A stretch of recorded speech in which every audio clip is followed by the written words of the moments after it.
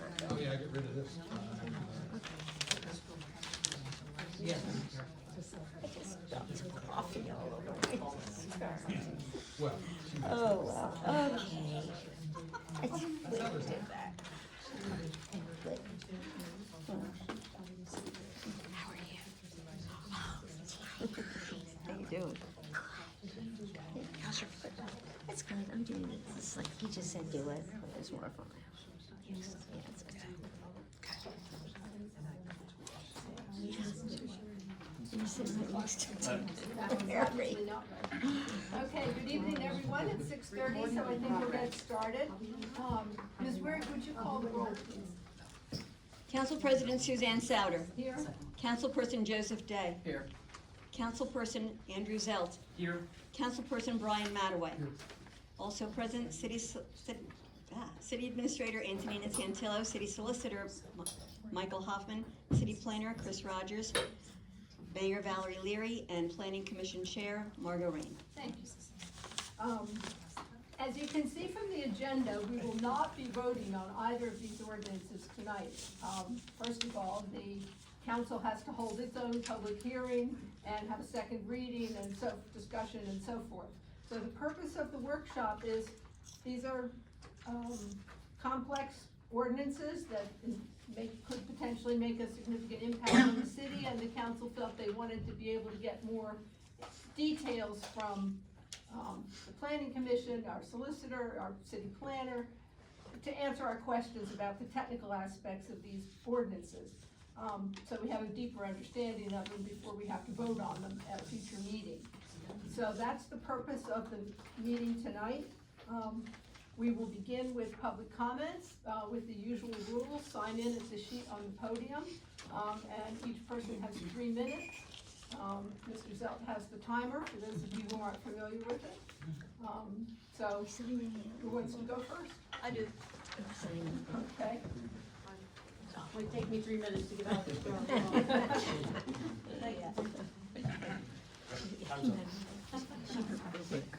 Yeah.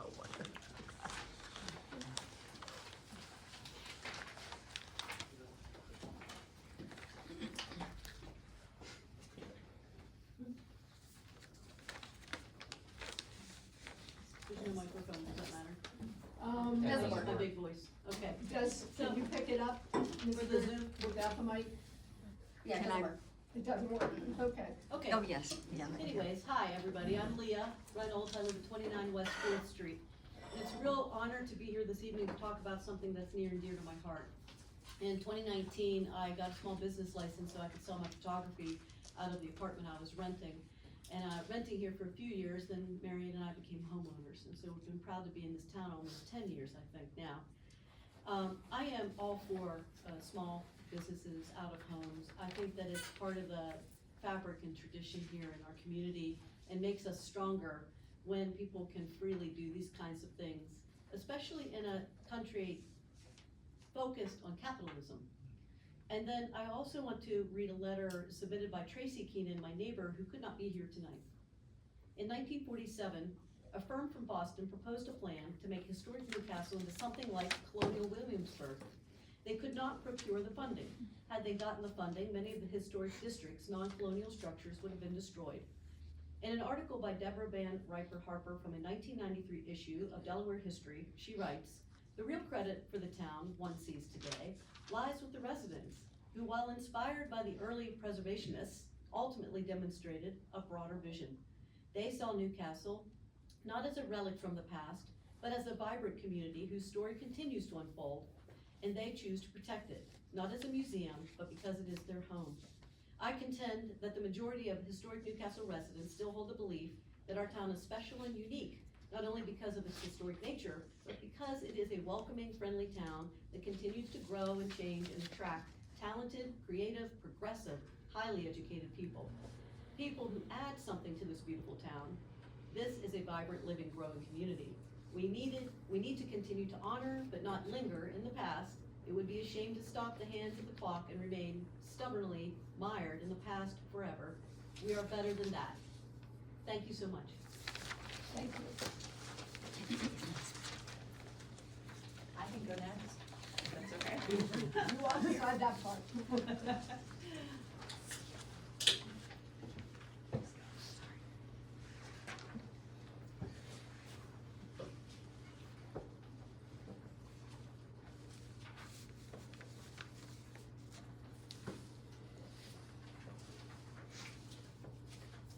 Okay. My name's Nancy Adamson. I have only lived here since January of this year, but am very happy to be here. My husband and I live on 39 West 3rd Street, and I work with Fee Price and John Reeves with the farmer's market on Saturday mornings. So I have been asked to read a letter from Fee that she wrote to the paper about a week ago. She cannot be here at this time. I'm writing in reference to and in support of a neighbor who is sharing the gifts of yoga and meditation with the residents of Newcastle. Harmony Street Yoga is held in a renovated carriage house attached to the main house. It's approximately 15 by 15 and can welcome between 3 for yoga and 8 individuals for meditation. There is no charge for either yoga or meditation, but a suggested contribution is accepted if that is manageable for the attendee. There have been objections raised about these classes. The specific complaints are somewhat vague. The false claim was made that the owner does not have a business license. The homeowner does have a valid state of Delaware business license and will obtain a city license if it turns out one is required. This is still to be determined by the city. Other reasons for complaints can only be guessed. Parking? The classes are attended by locals who walk, therefore parking is not an issue. Noise? The noise ordinance is certainly not violated. I've never attended a boisterous yoga or meditation class. The Harmony Yoga sign faces the owner's driveway. She has offered to take the word yoga down. She lives on Harmony Street. A home-based business? Historically, numerous businesses have been held in the homes of historic Newcastle residents. Other Newcastle residents can have businesses in their homes if the codes are followed. The historic district should be treated the same as other Newcastle districts. I believe we live in a lovely, historic utopia that promotes creativity, fun, and serenity. Why not promote these virtues rather than attempting to squelch them? I would encourage the anonymous objectors to attend a class to better understand exactly what they are complaining about, and they might just maybe tap into inner peace rather than useless and unjustified negativity. I agree completely. I have 40 seconds. Thank you. Next. My knee is complaining right now. My name is Stephen Franklin. I live at 315 Harmony Street. And I'd like to speak with regards to both of the ordinances that are on the table, 555 and 556. And I recognize that we live in a unique historic community, but I also caution that, it's not 1651, it's not 1751, it's not even 1951. We have to be open and willing to adjust and grow within reason. I do not see where the proposed concerns with the short-term rentals would affect either community involvement, community values, or where it will affect home values. With regards to ordinance 556, this was, I know, the ordinances I know have to be broad enough to apply to the entire city, not just the historic district. I know that the impetus for this has to do with Harmony Yoga. And again, as the president was saying, Harmony Yoga in no way provides any negative impact to our city. In fact, if anything, it adds a very welcome amenity that most residents actually welcome. The signage that seems to become a point of concern is, I don't understand why. The signage is actually on private property. It faces in towards the driveway. And the person has to actually be deliberately looking for the sign. If you're driving down Harmony Street, you have absolutely no idea that there's a yoga studio there. You have to go on private property to see this and to observe it. So again, I understand some individuals want to maintain things the way they are, But if we remain stagnant, and if we become ambivalent to tourism, which is what the ban on short-term rentals would do, if we become ambivalent to growth, then we become like Delaware City or Odessa, we start dying, and that's not what we want. So I decided, I'm sorry.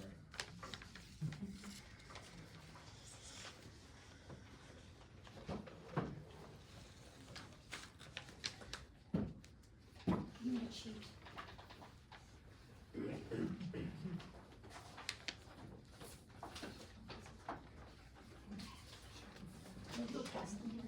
Thank you.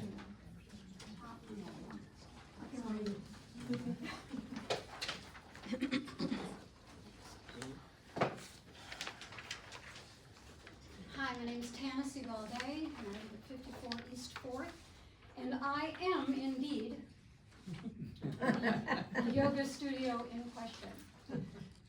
What I just gave you is a little handout. I think it's important to know what the flat is about. It's about a 225 square foot box that was an old carriage house that was rotted out, infested with carpenter bees, rotten insulation, and God knows what kind of creatures that I completely renovated from the ground on up. When I walked into the Purple House on the corner, I knew that this was my home. I knew this was gonna be special. I belonged here. I have been a certified yoga instructor for 20 years. I have taught private yoga lessons in that 20 years. It is a gift that I give people. I think the most important thing on this whole page, and I know you're capable of reading it yourself, teacher for 32 years in the public educational system, I don't generally read things out loud, but I do want to read the bottom portion to you.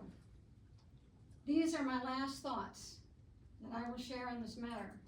I created this space as a gift to my new home with the intention of sharing the joy, the peace, the serenity that my yoga practice has given me for many decades.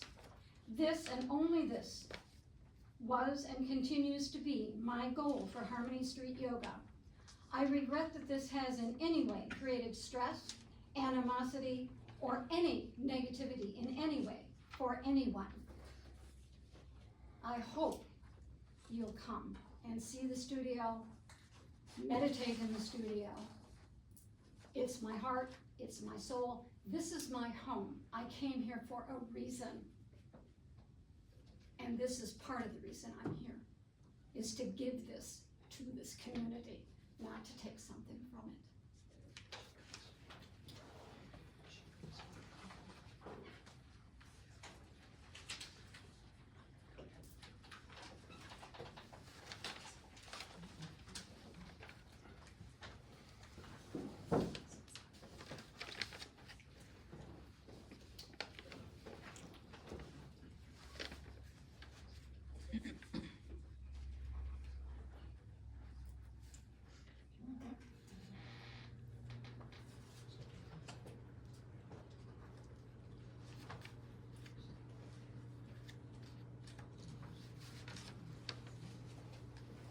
Hello neighbors.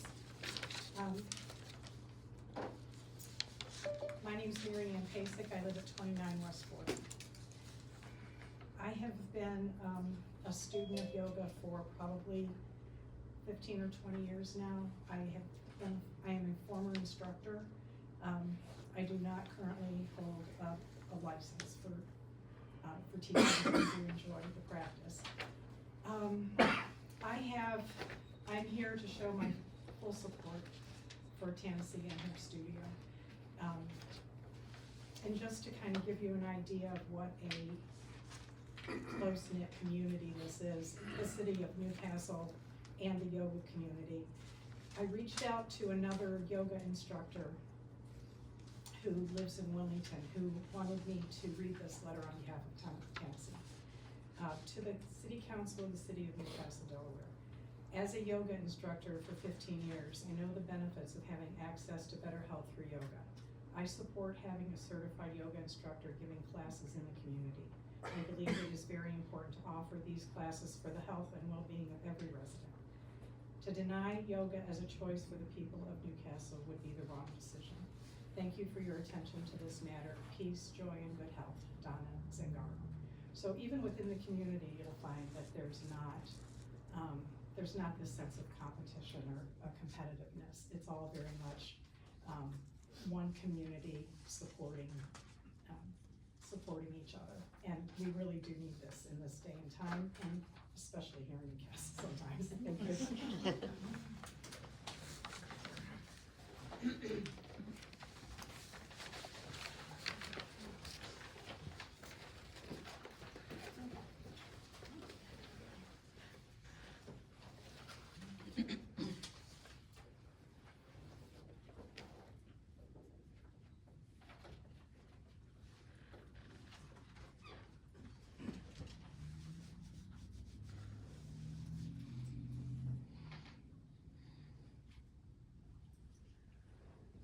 Hi, my name is Cheryl Paver. I wanted to talk about some of the underlying things that I believe have been going on that are creating problems, like what Tennessee is experiencing right now. Sorry. What Tennessee is experiencing right now. I think it's about property rights. I mean, just what we have. The use of city regulations in a way that serves the narrow interests of a handful of complainants ignores the need for a constitutional government to justify laws based on broad and compelling public impact, and to ensure that those laws are not arbitrarily or unequally applied. Therefore, it's not enough to imagine that the actions of my neighbor could in some way impact my privacy. My neighbor has rights as well, and we typically balance those rights by assuming that individual rights begin and end at the boundaries of our own private property. A compelling public interest can justify a regulatory power being invoked, but ideally this is justified with evidence. It's not enough to speculate that at some time, maybe in the future or in some other place, there might be a negative consequence. There's no end to that cycle. Many of the proposed rules related to the short-term rental and yoga studio cases are what might be called Trojan horses. They demand protection from any projected impact. There is no concrete record that either case has involved, for example, loud parties, increases in parking demand, reductions in fire safety, increases in liability requiring insurance. There are existing community-wide laws covering many such issues, including noise, fire safety, and liability. If we imagine we need additional protection for the cases at issue, then in fairness, we should demand the same of every long-term rental or owner-occupied house in town. Since we have no evidence that the risk is any less, your average resident can legally have large house parties, backyard barbecues, guests with cars to park, candles on tablecloths, stairs to fall down.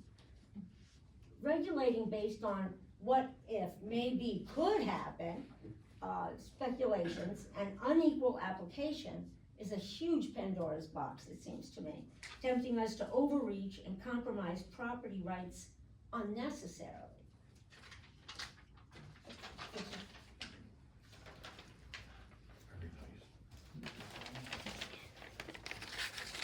Good evening. My name is Rosemary, all one name, MADL-YOUNG,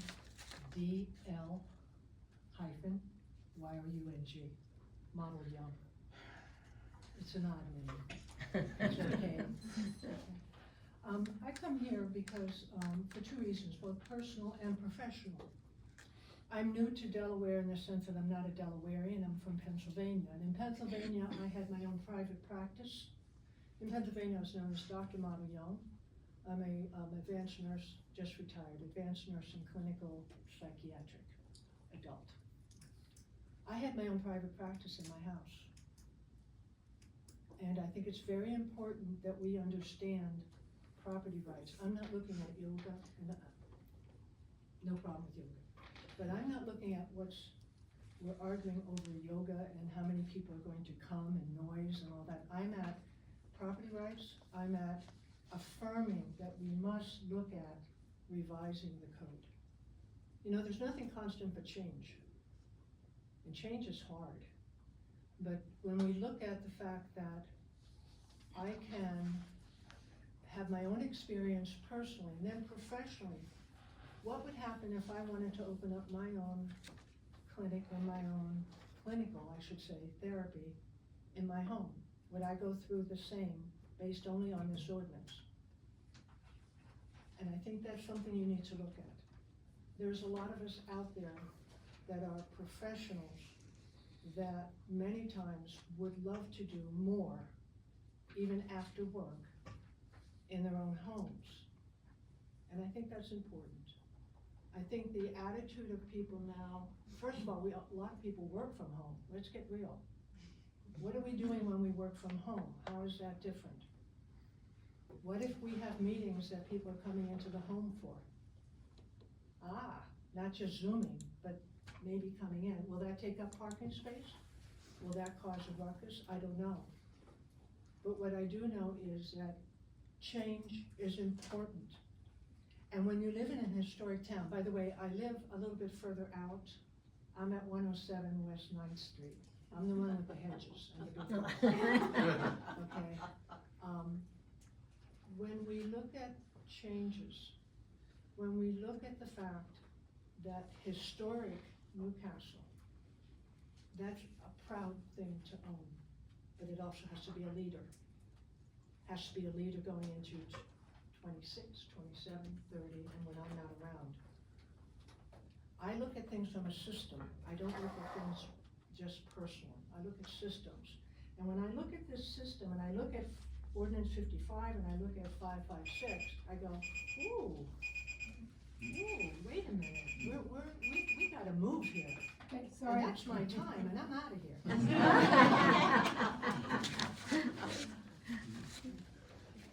Who's next? I can do this over there.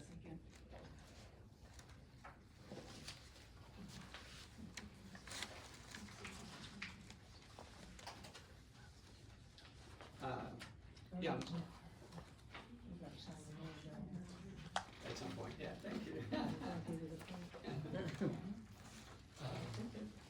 My name's John Reeves. I live at 15 East 2nd Street. And the kind of zoning we have on my street, which is part of the historical residential district, dates back to 1926 in Euclid, Ohio. So then it was aimed at sort of protecting residential neighborhoods from industrialization, so factories and so forth. So we tend to call that kind of zoning Euclidean or single use. But that trend didn't really gather steam until after World War II, and was particularly popular between 1950 and 1970, when we became a kind of a car nation. Everybody had cars, and subdivisions bloomed.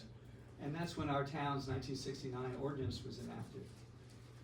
Now the challenge, though, with applying that kind of ordinance to a historic district is that they are almost automatically stripped of their traditional store in a corner, doctor down the block kind of character. Basically, the town, you know, as you know, if you go along Second Street, my street, there's, you know, storefront after storefront after storefront. Well, those are no longer able to be used because it's, you know, it's restricted because of the Euclidean zoning. Now, today, a growing number of progressive communities and historic districts are rethinking the single-use zoning concept. Rather than tightening regulations, they are loosening. They're using special overlay districts, neighborhood commercial zones, form-based codes to carefully allow small-scale commerce while preserving historic charm. Form-based codes, for example, emphasize the desired form of the townscape, the look of things, rather than narrowly prescribing particular usages. Towns where this has been implemented in recent years include Beacon Hill in Boston, Capitol Hill in DC, Old Town in Alexandria, the historical districts in Columbus and Cincinnati and Portsmouth, New Hampshire, Frederick, Maryland, Newport, Rhode Island, Charleston, South Carolina, and many more. So why are they doing this? They see a lot of benefits. They see increased walkability, reduced car dependence. They see economic vitality and resilience, which actually helps them support heritage preservation and adaptive reuse. You know, just like Tennessee was able to use the studio concept to help her renovate and make it justify her renovating the space. And then in general, they want a more vibrant, alive, diverse, engaged, and sustainable community. So I think we should think about that approach, because those are worthy goals for our community as well.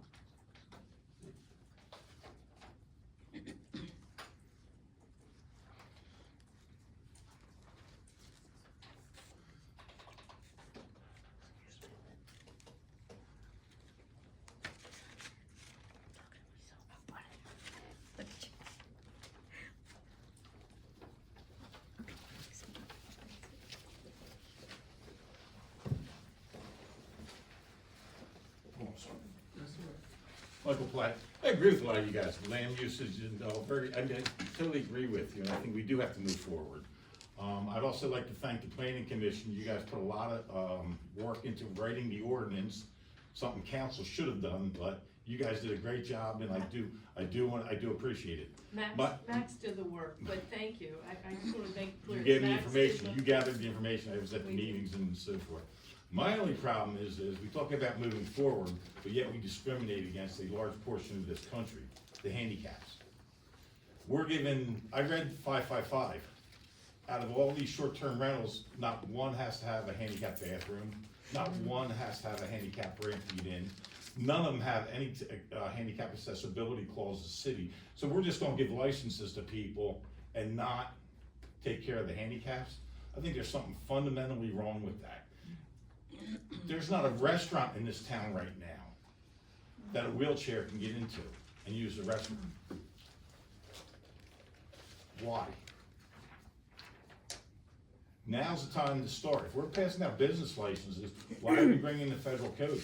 And make sure that the people that are in wheelchairs, the people that are handicapped, have an option to enjoy the town also. Thank you.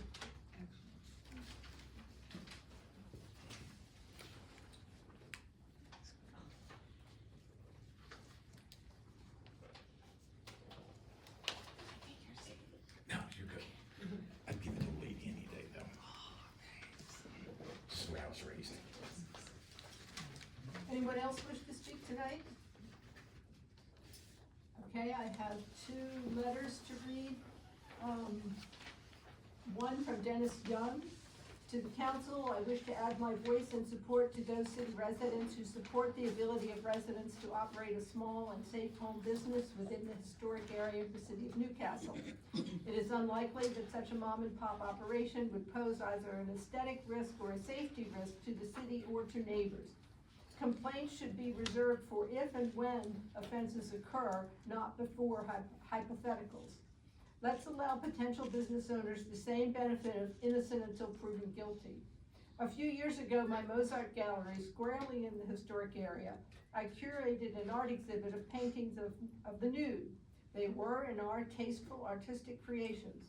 I held my breath anticipating some sort of protest and complaint, which never happened. The neighborhood did not decline and parking was not affected.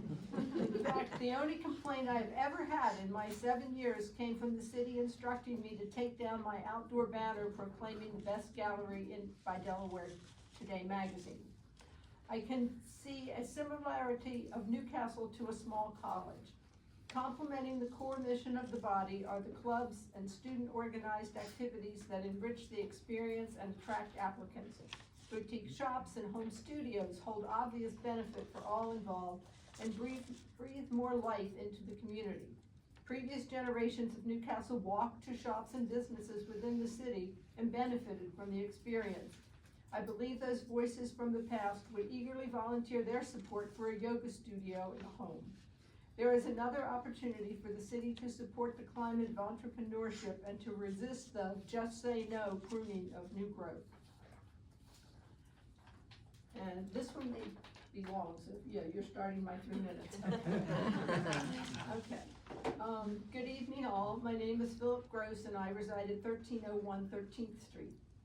First, I firmly believe that there should be restrictions placed on any homes that are to be used as bed and breakfast, short-term rentals, or any other types of places to sleep over that is used by the homeowner to drive revenue from. I believe that for each bedroom, there must be a parking space for off-street parking. It must have an up-to-date business license as well as someone privately that is available to contact in case of emergency. Firmly believe that an owner of multiple houses should not be running multiple locations to have short-term rentals, as this is a historic town and should not a major money-making endeavor. The contact person for a home should not be a commercial company that manages multiple locations in the city. That is not the heart of allowing short-term rentals, bed and breakfast, or stayovers. Most importantly, any ordinance that is enacted, I have researched and should be held retroactively to every single building that is being used for such purposes currently. As I have said, there should be no management companies covering multiple houses, and I also believe that one person should not have multiple locations as an enterprise to exploit our city financially. Regarding ordinance 556, I firmly believe that anyone that wants to use a residence for a business enterprise should be allowed only one individual client or family client to be served at a time. There is not a chance on this earth that there should be any enterprise in the city of Newcastle that should have multiple people utilizing the business at one time where there are multiple vehicles involved. If someone wants to hold a class with 20 people, then they should park outside the city and bus in as a group, and the bus can park elsewhere and come back and pick them up. The city is tight on parking as it is, and I feel it disrespectful to allow anyone to have a business that involves 5 or 10 clients at a time with each with an individual vehicle. On Delaware Street, it can accommodate a few more cars, so if they would like to place their businesses on the street, then they may do so. The council has typically allowed their favorites to do whatever they want, and this must stop now. As far as the dog park, so far the survey is up to 72 people questioned and 0 responses in favor of a dog park, let alone in the location that Councilman Zelt personally chose to have it placed. I ask again that the dog park not go forward at this time, and that the whole discussion of the dog park with multiple surveys be considered during the next fiscal year, so that maybe we can avoid a 59% tax increase next year on top of this year's 59% tax increase. Thank you for your consideration, and I hope and pray that you think about the ramifications of your vote on our city.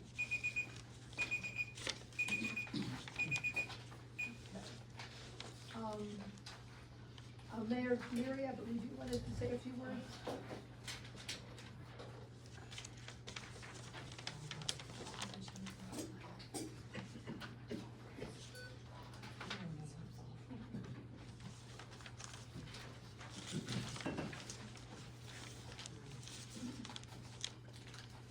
You all know who I am. Valerie Leary. I live at 201 Harmony. I'm right on the corner of Harmony and 2nd.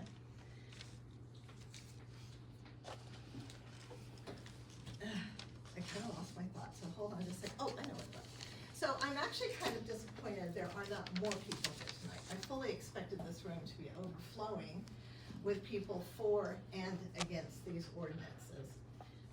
So I'm happy to see a lot of people here in favor, and I hope that when it comes up before council next meeting or the meeting after, that you will also be there and reiterate your opinions and concerns. First, I'd like to extend my thanks and appreciation to the Planning Commission for the work that they did.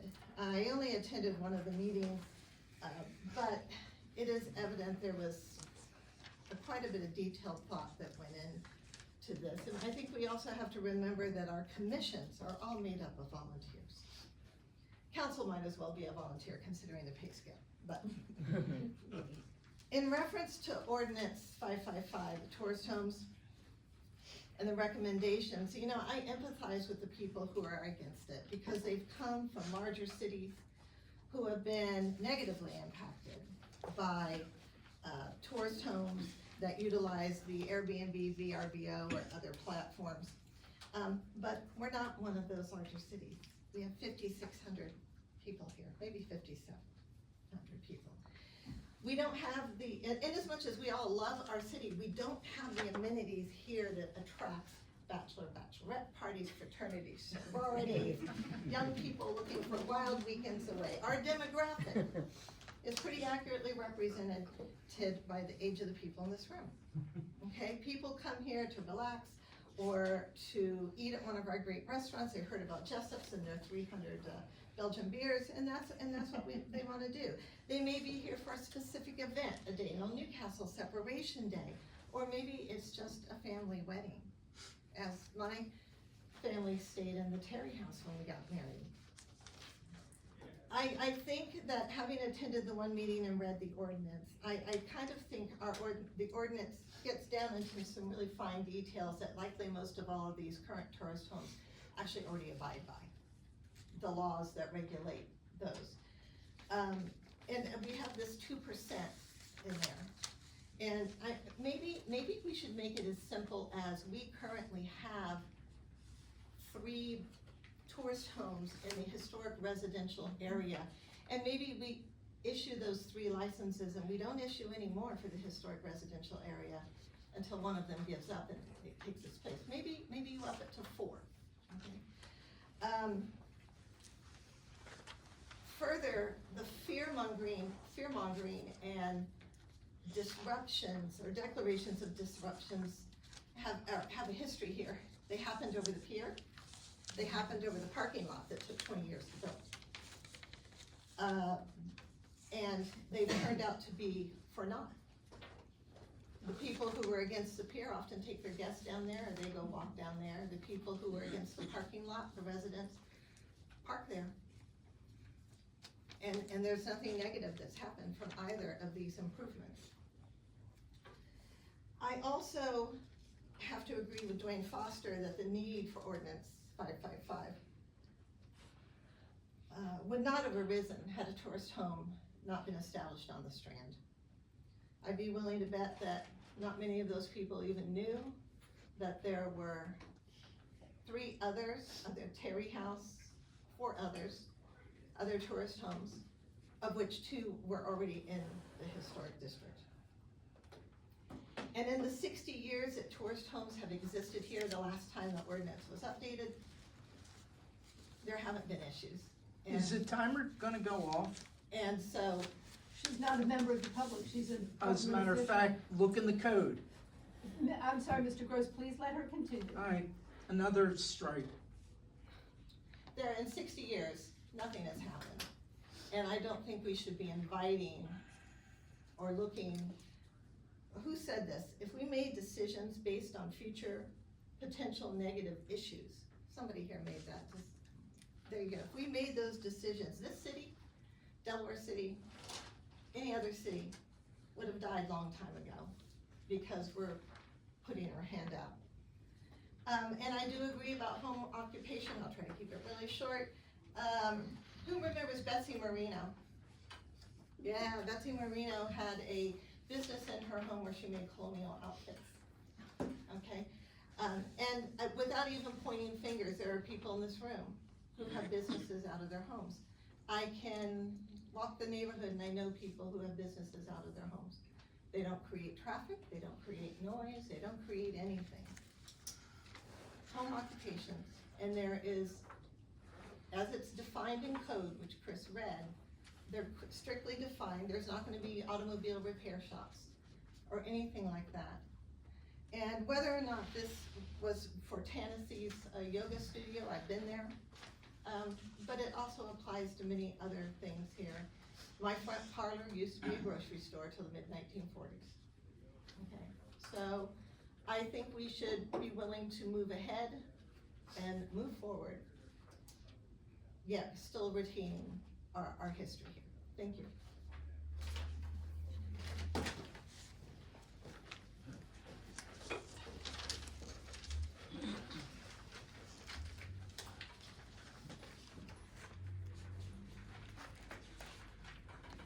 Okay,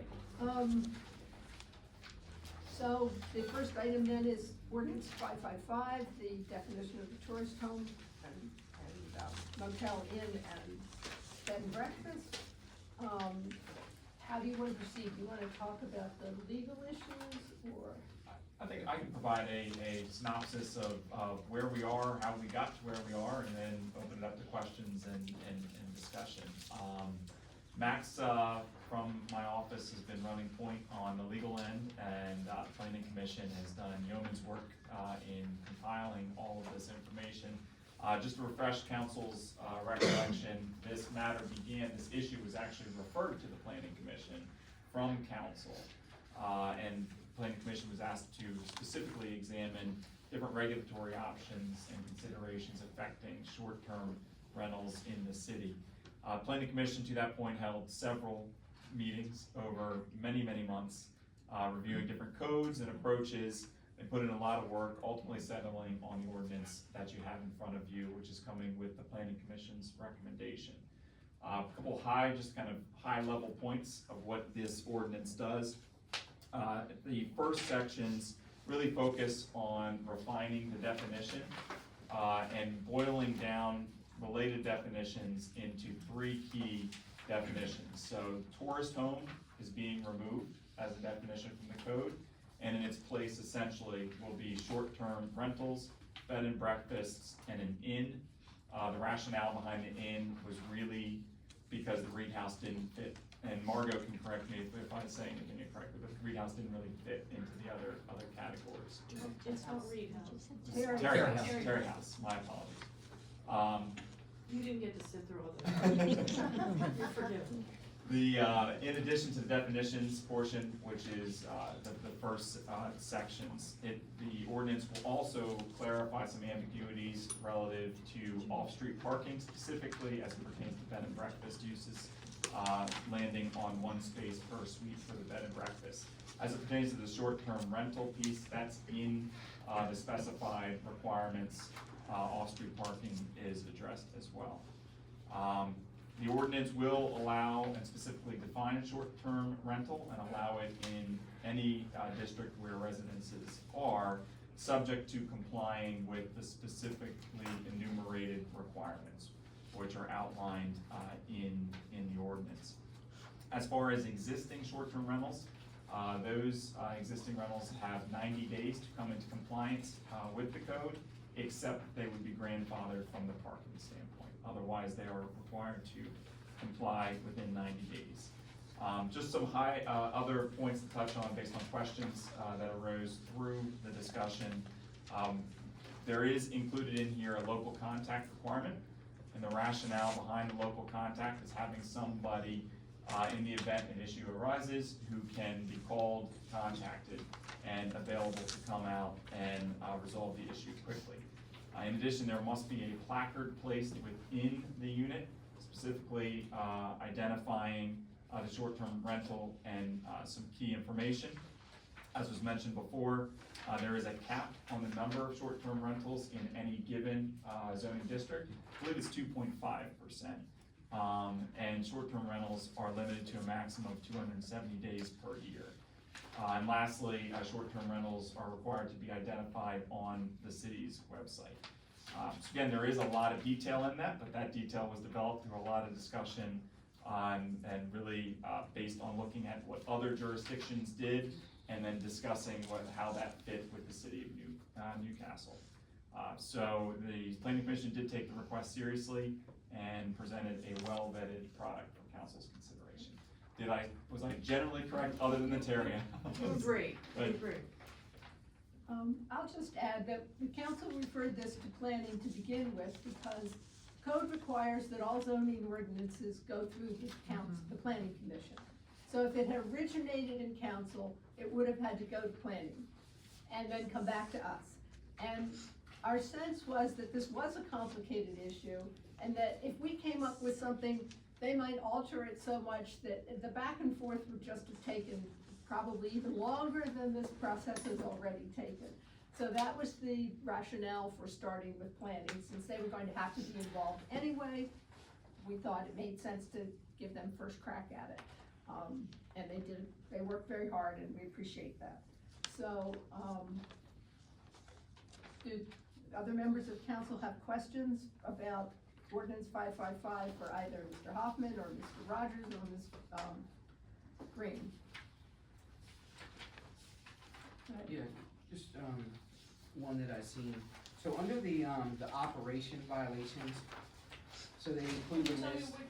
I'm like sorry. page and number. Yep, page 6. Actually, I'm at, it's the 6th is the page section, but it's actually the top of 7. So is there a definition in code for disorderly dwelling? I don't know the answer, I can take a quick look here.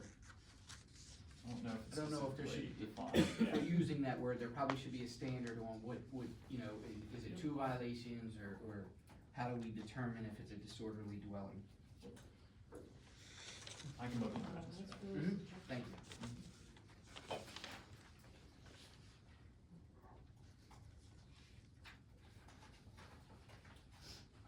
Did you have anything else, Mr. Dunn?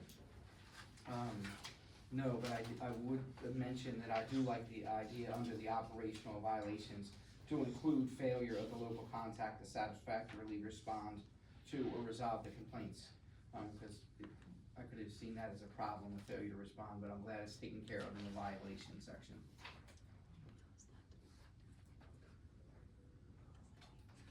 Any other questions from council? What is the exact parking for the short-term rental? Being one spot per. So it's One one, per It's unit. based on the number of bedrooms. Yeah. Page 5, D5. 3 or less bedrooms, 1 parking space, 4 or more bedrooms, 2 parking spaces. okay. So that's short-term rentals, which is separate, it's 1 per unit in bed and Yeah, breakfast. bed and breakfast, correct. Oh, yes, I was right. Okay. And Mr. Day, section 14041 is defined, includes the definition of disorderly practices. Say that again, 141? 140-41. Okay, thank you for that.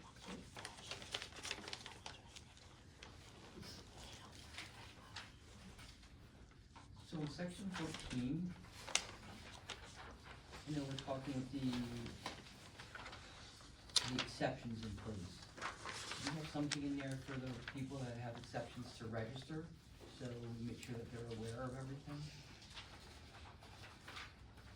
So, Are you saying how would we notify the current? Yeah, how do we know who the current ones are? Is there some way that we should say by a certain date that they need to register, so the exception's in play? I read this as their grandfather, and maybe I'm. Yeah, but how do we, But they still we need to have get, They still have to get the They have short-term 90. rental license. But they have, Yeah. yeah. Well, it'll be new, cause there is no short-term rental license right now. So, yeah, we do. But isn't this exempting them, so feel free to answer, isn't this exempting them until the current license they hold expires, they wouldn't have to get one? That- Am I reading that correctly? I would assume that all that's gonna happen on January 1. By the time this gets passed, then January 1, everybody has to get new license anyway. So our thought was that's when all that would come into play. And then you have 60 days, 30 days to get It your says license. 90 to come into Okay. compliance. but we should have something in here identifying who the exceptions are, identify that so that going forward, this is the list, this is it, and then there are no other exceptions. So just a couple things, so once the ordinance is effective, that's when the 90 days starts. And so, per the ordinance, you have 90 days to come in compliance, and that's when it starts. Whether the city reaches out, or that is your obligation to be aware, you're being the existing short-term rental. But under the code, anything existing has 90 days from adoption to come into compliance. But we just need to make sure we have something in play that we know who the exceptions are, so 6 months from now, another one says, oh yeah, I should have that exception. But I guess they wouldn't have that opportunity. But we should have something to say by such a certain date that this is it, so that, we don't have issues in the future. Sure, and I think that, you know, what the city can say is whenever the ordinance goes into effect, calculate 90 days, and after this date, everybody is compliant, you can put that notice out. Because that is in effect what happens, that after 90 days, everybody's in compliance, except if you were existing, you're grandfathered on the parking. Now, in terms of what does that mean, that's no different than your current non-conforming situation. the burden would be on the property owner to establish that they are non-conforming to then take advantage of that. And they'd have to self-report that they're a short-term rental anyway. Because currently, we have a single rental license that does not distinguish between long-term and short-term. So this is proposing to create a separate class of rental licenses for short-term rentals. Correct. So I mean, it'll be like, how do you know what you don't know? If somebody hasn't self-reported that they're renting their property, I just don't want a year from now, after this is all done, another one's gonna come in and say, I should have this exception, and that's why we should have a cutoff. oh, you mean an exemption? Right, for section 14, we have the exemption in place, we should have some way that we say, by such and such a date, if you haven't self-reported, that, this is it. Oh, okay, I see what you're saying. So of the existing short-term rentals, if we've missed something that they should be exempt from, they now are gonna have an opportunity to, Well, it's for the, Right. section 14, dealing with the parking scenario, the exception. Because they maintain that exemption for the parking, the existing one. so the other things they'd have to be in compliance with are the Mhm. insurance and the placard Right. in the window and. This is just as one special exception, we should identify and have a cutoff date to, we have it in play. And that date will be 90 days after the adoption of the ordinance. So if it Okay. passes in, let's say, November, Add 90 days, and that is the so cutoff. that would be for- February. Many people would be renewing their rental licenses in January, and at that point, if they don't already know it, they're gonna be asked what type of rental they have and to know whether they need a short-term rental license or a long-term rental license. Or a B&B license. Is that a third type of license now, or is that just a business license? I don't. We don't seem to address that. No, we don't. Do You're they right. get a short-term rental license, or do they get a third kind of license? I don't think that's addressed, as far as I can tell. I think we didn't wanna create too many kinds of. I know, it gets too licenses. complicated. And I guess the form that's used to get the license is gonna have to be adjusted, so that they're saying, what kind of rental are you? Yeah, I can see where it's just a short-term rental license, and then you check the box on which one you're actually doing. There's like an Airbnb, an inn, or a bed and breakfast. Yeah, I think that would make more sense to Yeah, just we're put gonna have to it redesign under the the form. short, yeah. Did you have any other questions? Not so much a question, but more something for the city to do, for the contacts. We should put something maybe like every 3 months or 6 months to validate the phone numbers are still working for the contacts, and if there's someone there. Just make sure that we can get a hold of someone. Yeah, no, we currently have a requirement for a local contact for long-term rentals too. We should prove that for that as well. So we could maybe wrap it all together. I mean, some long-term rentals, the owners live here in town, so that's not so complicated, but we do have some who don't live in town. But wouldn't it be easier, just for the sake of our staff, to not have to, check in with, every rental in a city? Wouldn't it be, maybe a alternative to that perhaps would be, as you renew a license, obviously you provide the information, but if something changes in the meantime, reach out to the city office so that we're not, as a city, reaching out every 3 months because it's, staffing issues. Make it their Kind of my head. responsibility to Yeah. notify us of any change, and we verify it And perhaps there already is a line somewhere, I don't know. but- annually or biannually in the case of the short-term rentals, because they get a 2-year license under this, if I. But I imagine we'll also have email addresses and Yes. text where the city could send out a mass email as a reminder. And I only So say often, that too. because they're on a hook, right? They have bigger interest because they lose a license if they don't conform with that requirement anyway. Right. So you might as well add a line in here to provide an update if there's a change in contact. Whatever that is You talked could about. I probably think. put that in the form for the license, if any of these, and if any of this information changes, please update us, cause as Herman was saying, if that phone number doesn't work, you're now in violation, and you're gonna start racking up fines, which will get your attention. So all this contact information, are we able to share this with our police department here? think that's a Mike question.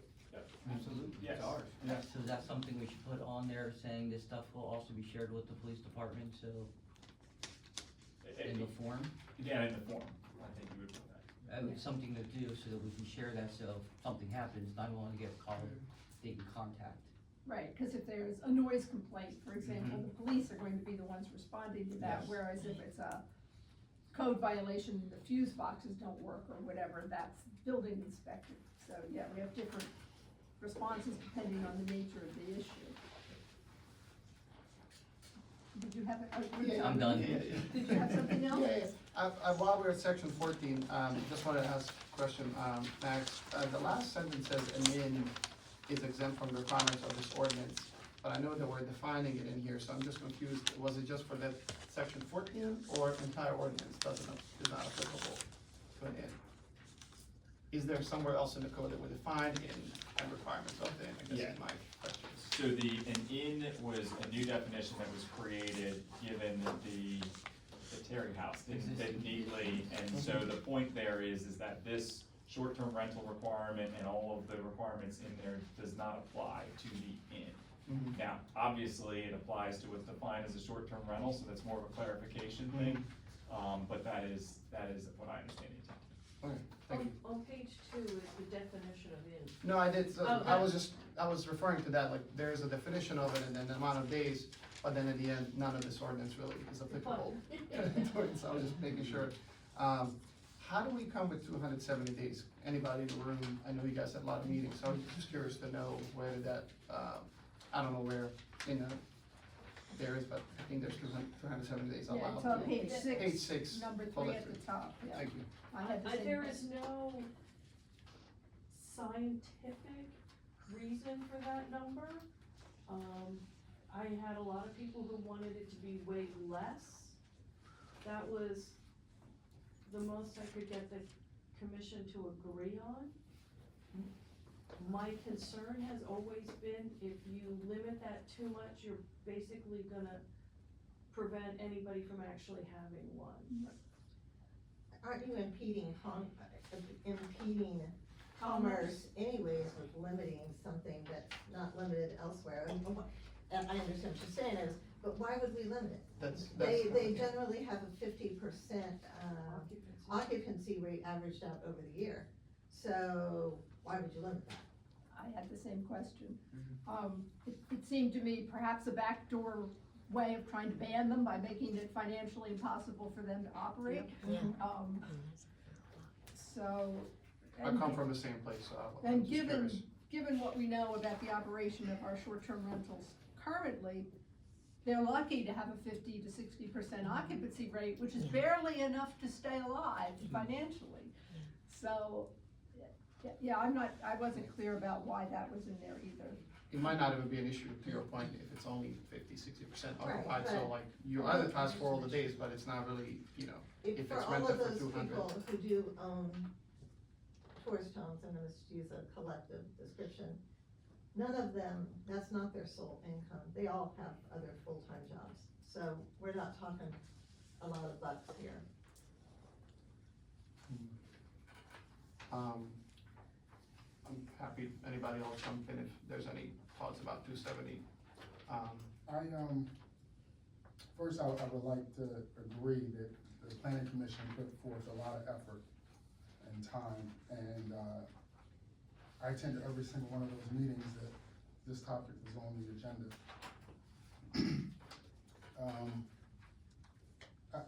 In my view of being in the audience, the 270 days is also looked at by seeing what other municipalities, jurisdictions are doing in respect to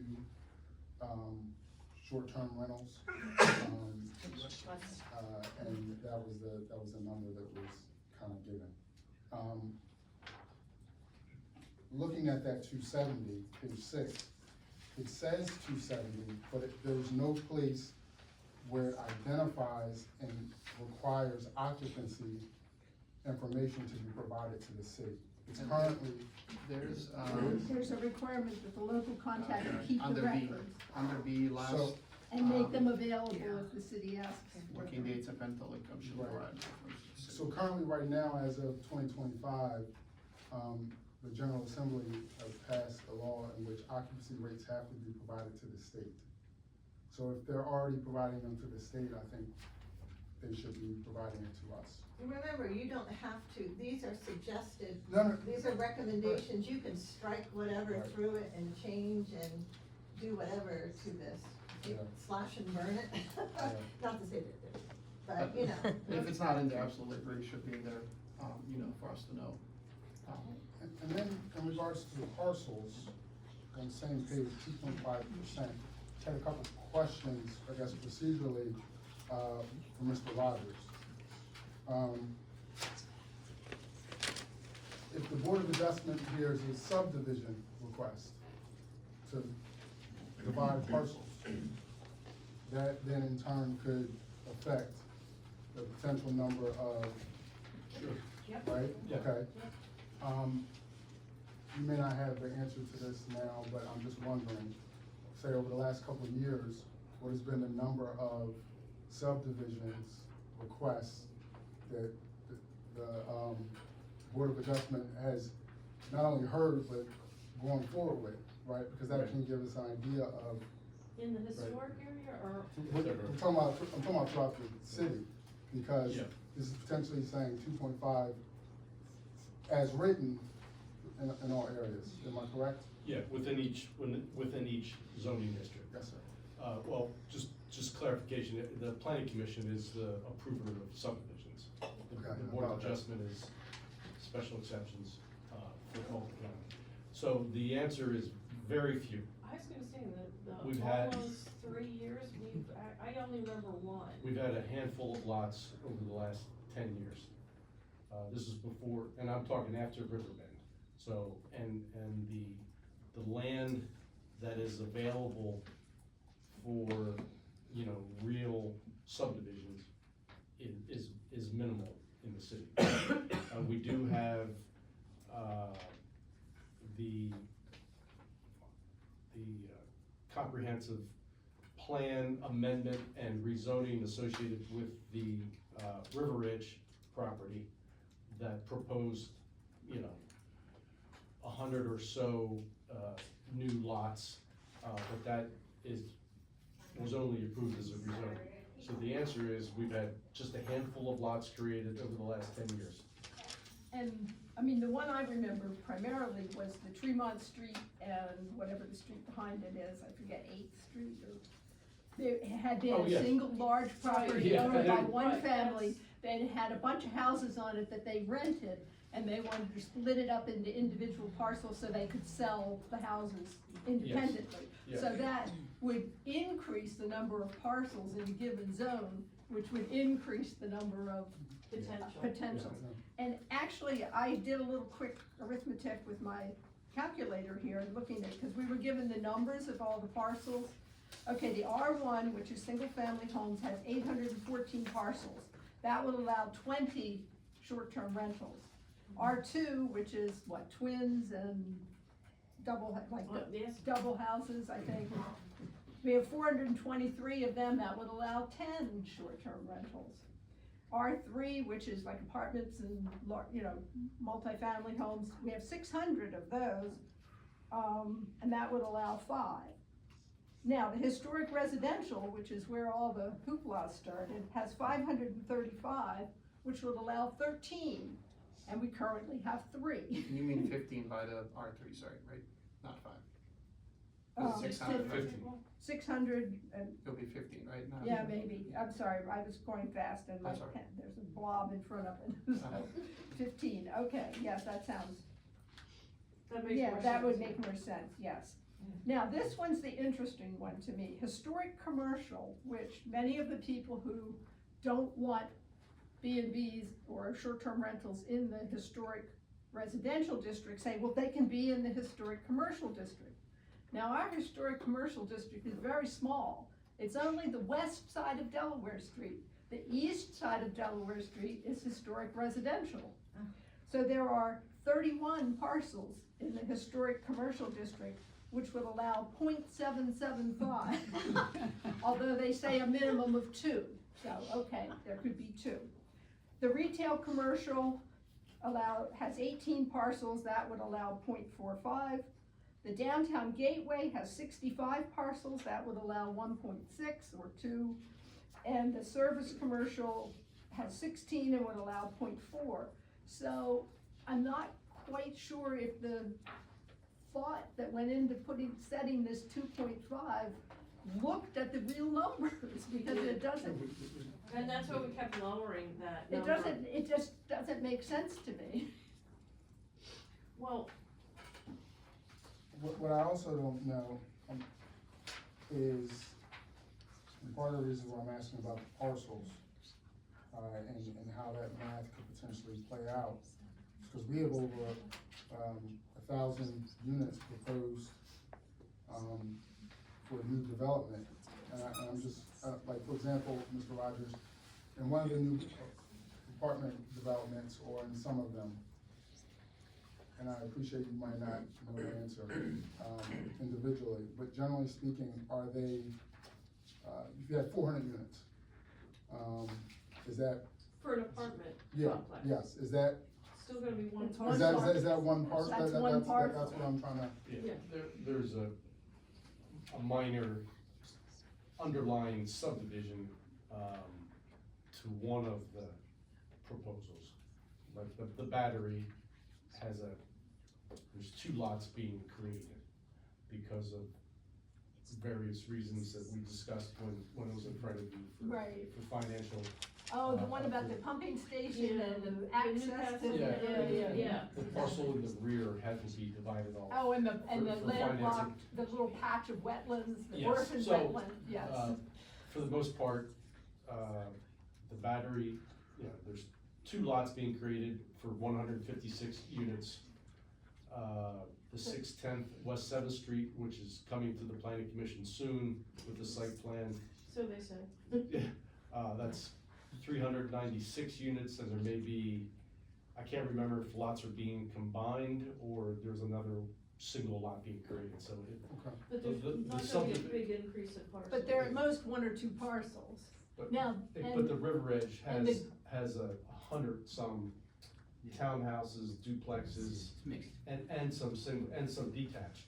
I don't remember the numbers off the top of my head, but that would, Well, but a lot of those are gonna be rentals, which I don't know if they're gonna have individual parcel numbers or not. they're being subdivided. They will Oh, be- they are gonna be. Yeah, I would- Well, they were proposed to be subdivided. Okay. Whether they made it clear that's what they were thinking at that time.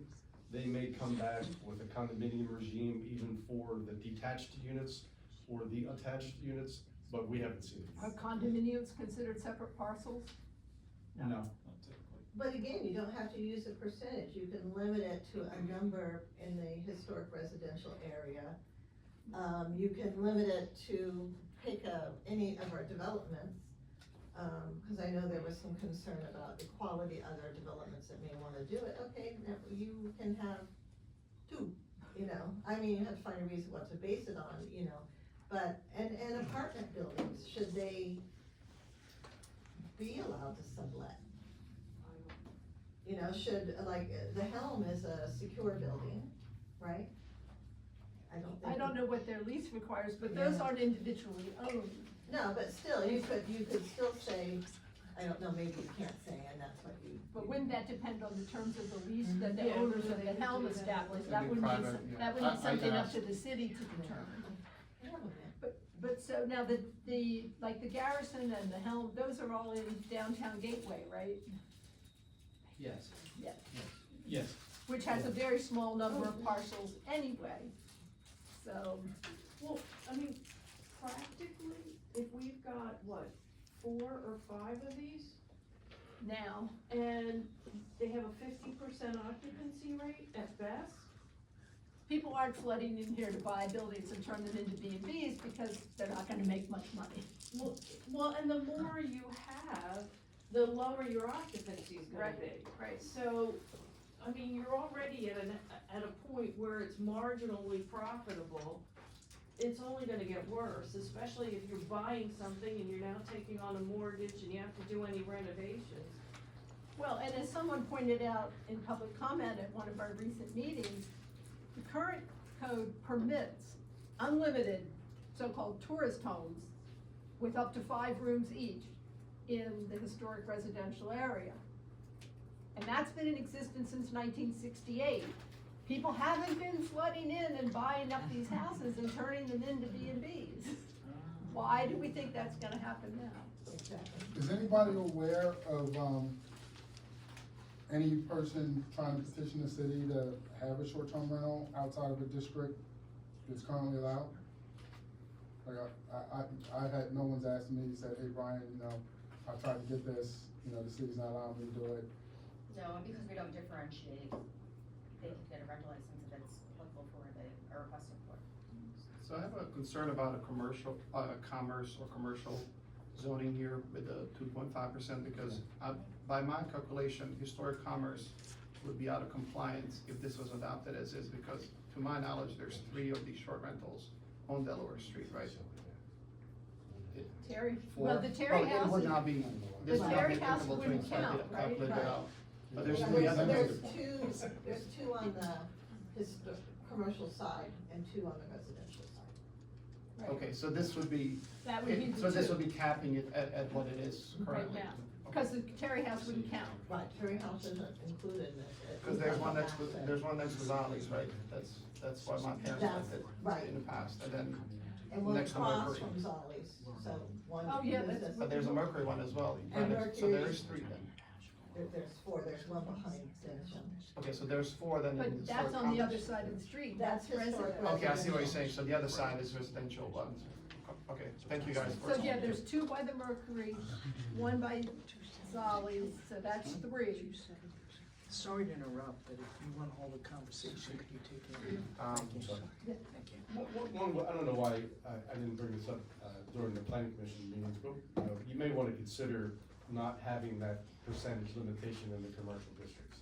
Now that I'm thinking about it, I it doesn't, agree. it Yeah. doesn't make any sense. You can have unlimited clubs, retail stores and shops in the RC district, but we're gonna limit, you know, short-term rentals to, 2. Two. It makes a lot more sense to. Yeah. Because the math comes out to less than The- 2, so the minimum of 2 would Yeah. apply. This being to residential zoning, you know, zoning groups is way more, makes more sense to me than. the testimony that the planning commission heard was all about impacts to residential communities, so. And we didn't have these numbers. So we can just have, of the total residential parcels, have- so I mean, that can be, You hadn't done that for, I don't we remember. can change the language there. Are we talking about the same thing in the downtown gateway?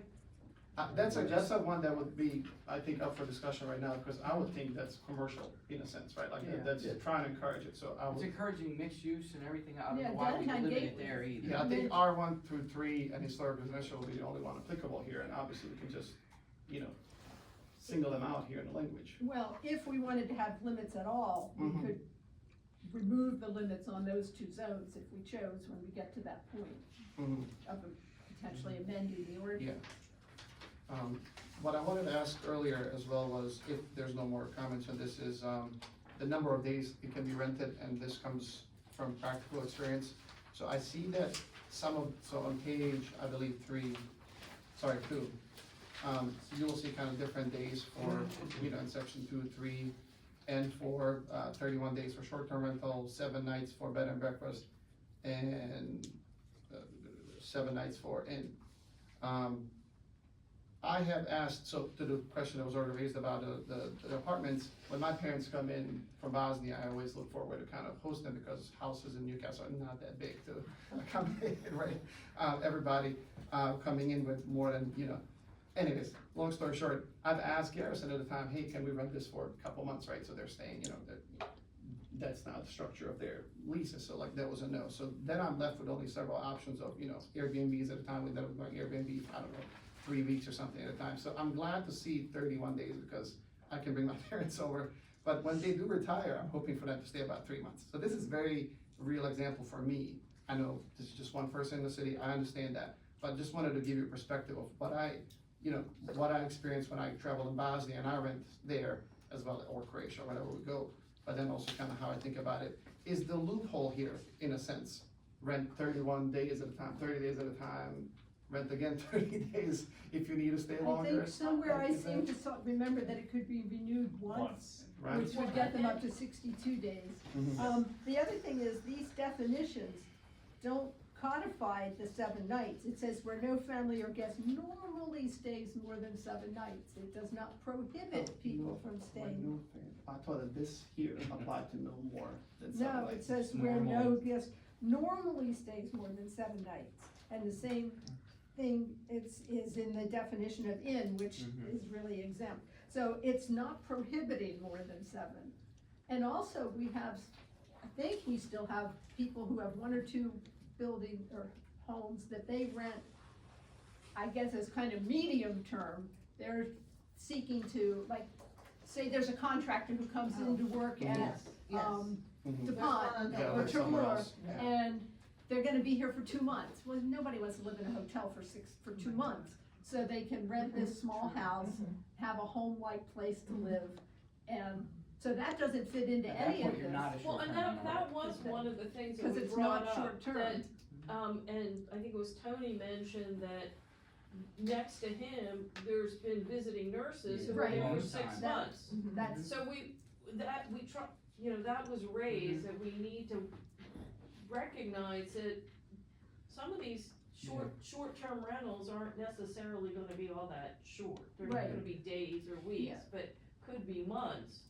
yeah, they tend to be professionals, but they're here for short-term, relatively short-term. They're not They're gonna here sign, for less than a year. they're not gonna sign a 1-year lease.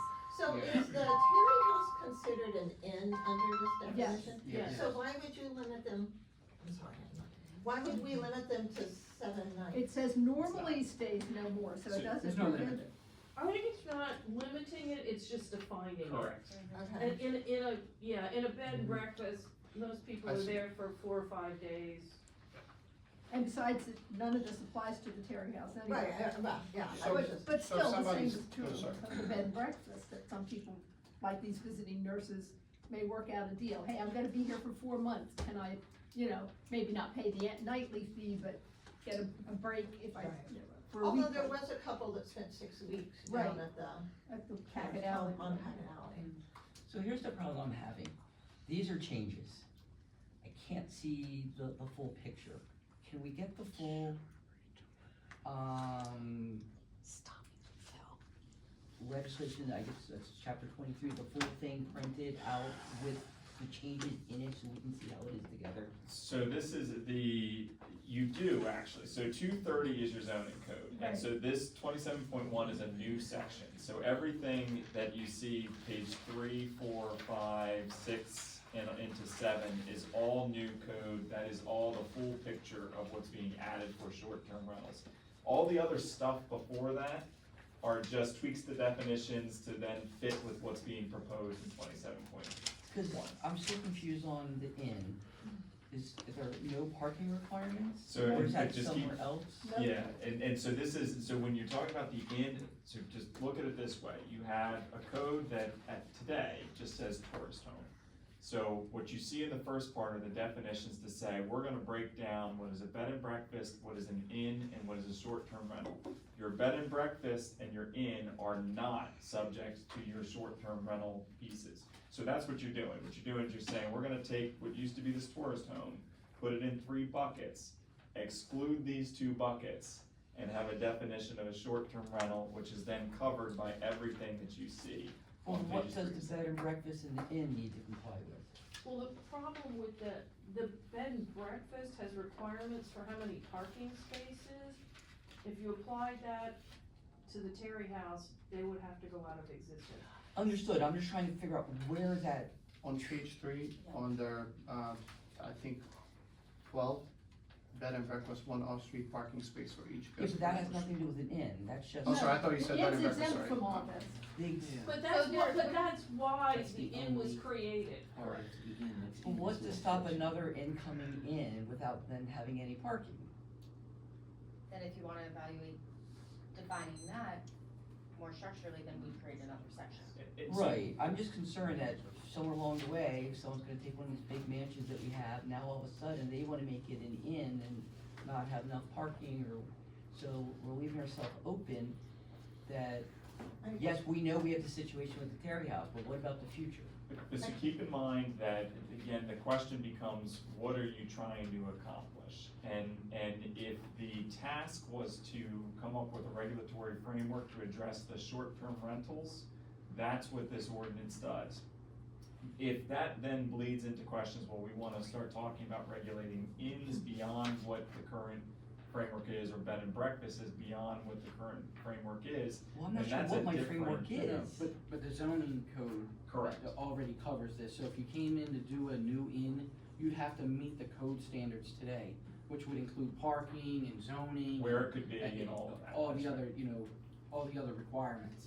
But I- Maybe I just need to figure out where that is. Okay. I understand where you're coming from, Councilperson Zell. I know I think it was last year or maybe 2 years ago, you brought forth the ordinance to, enhance the minimum parking requirements. The downtown district. And so I imagine you're, wondering how could this interplay, with that, or does it not, et cetera? Well, it kinda connects, yes, but I'm just trying to figure out, is like, we don't have enough parking as is, but is this stopping then all of a sudden another inn to open and parking's not required? I will pull some information and then close the loop on what does this mean in terms of, if you wanna have a bed and breakfast, what does that mean under the code? If you wanna have an inn, what does that mean under the code? And I'll get you that information. I think our code prevents any of the larger homes from dividing up. I mean, that's been a concern of Rod Miller for some time, that we're gonna split these homes up. But our code. Into apartments, Yeah, in apartments, I think our code would I think it prohibits turning, let's pick one, number 6, the Strand, into an inn.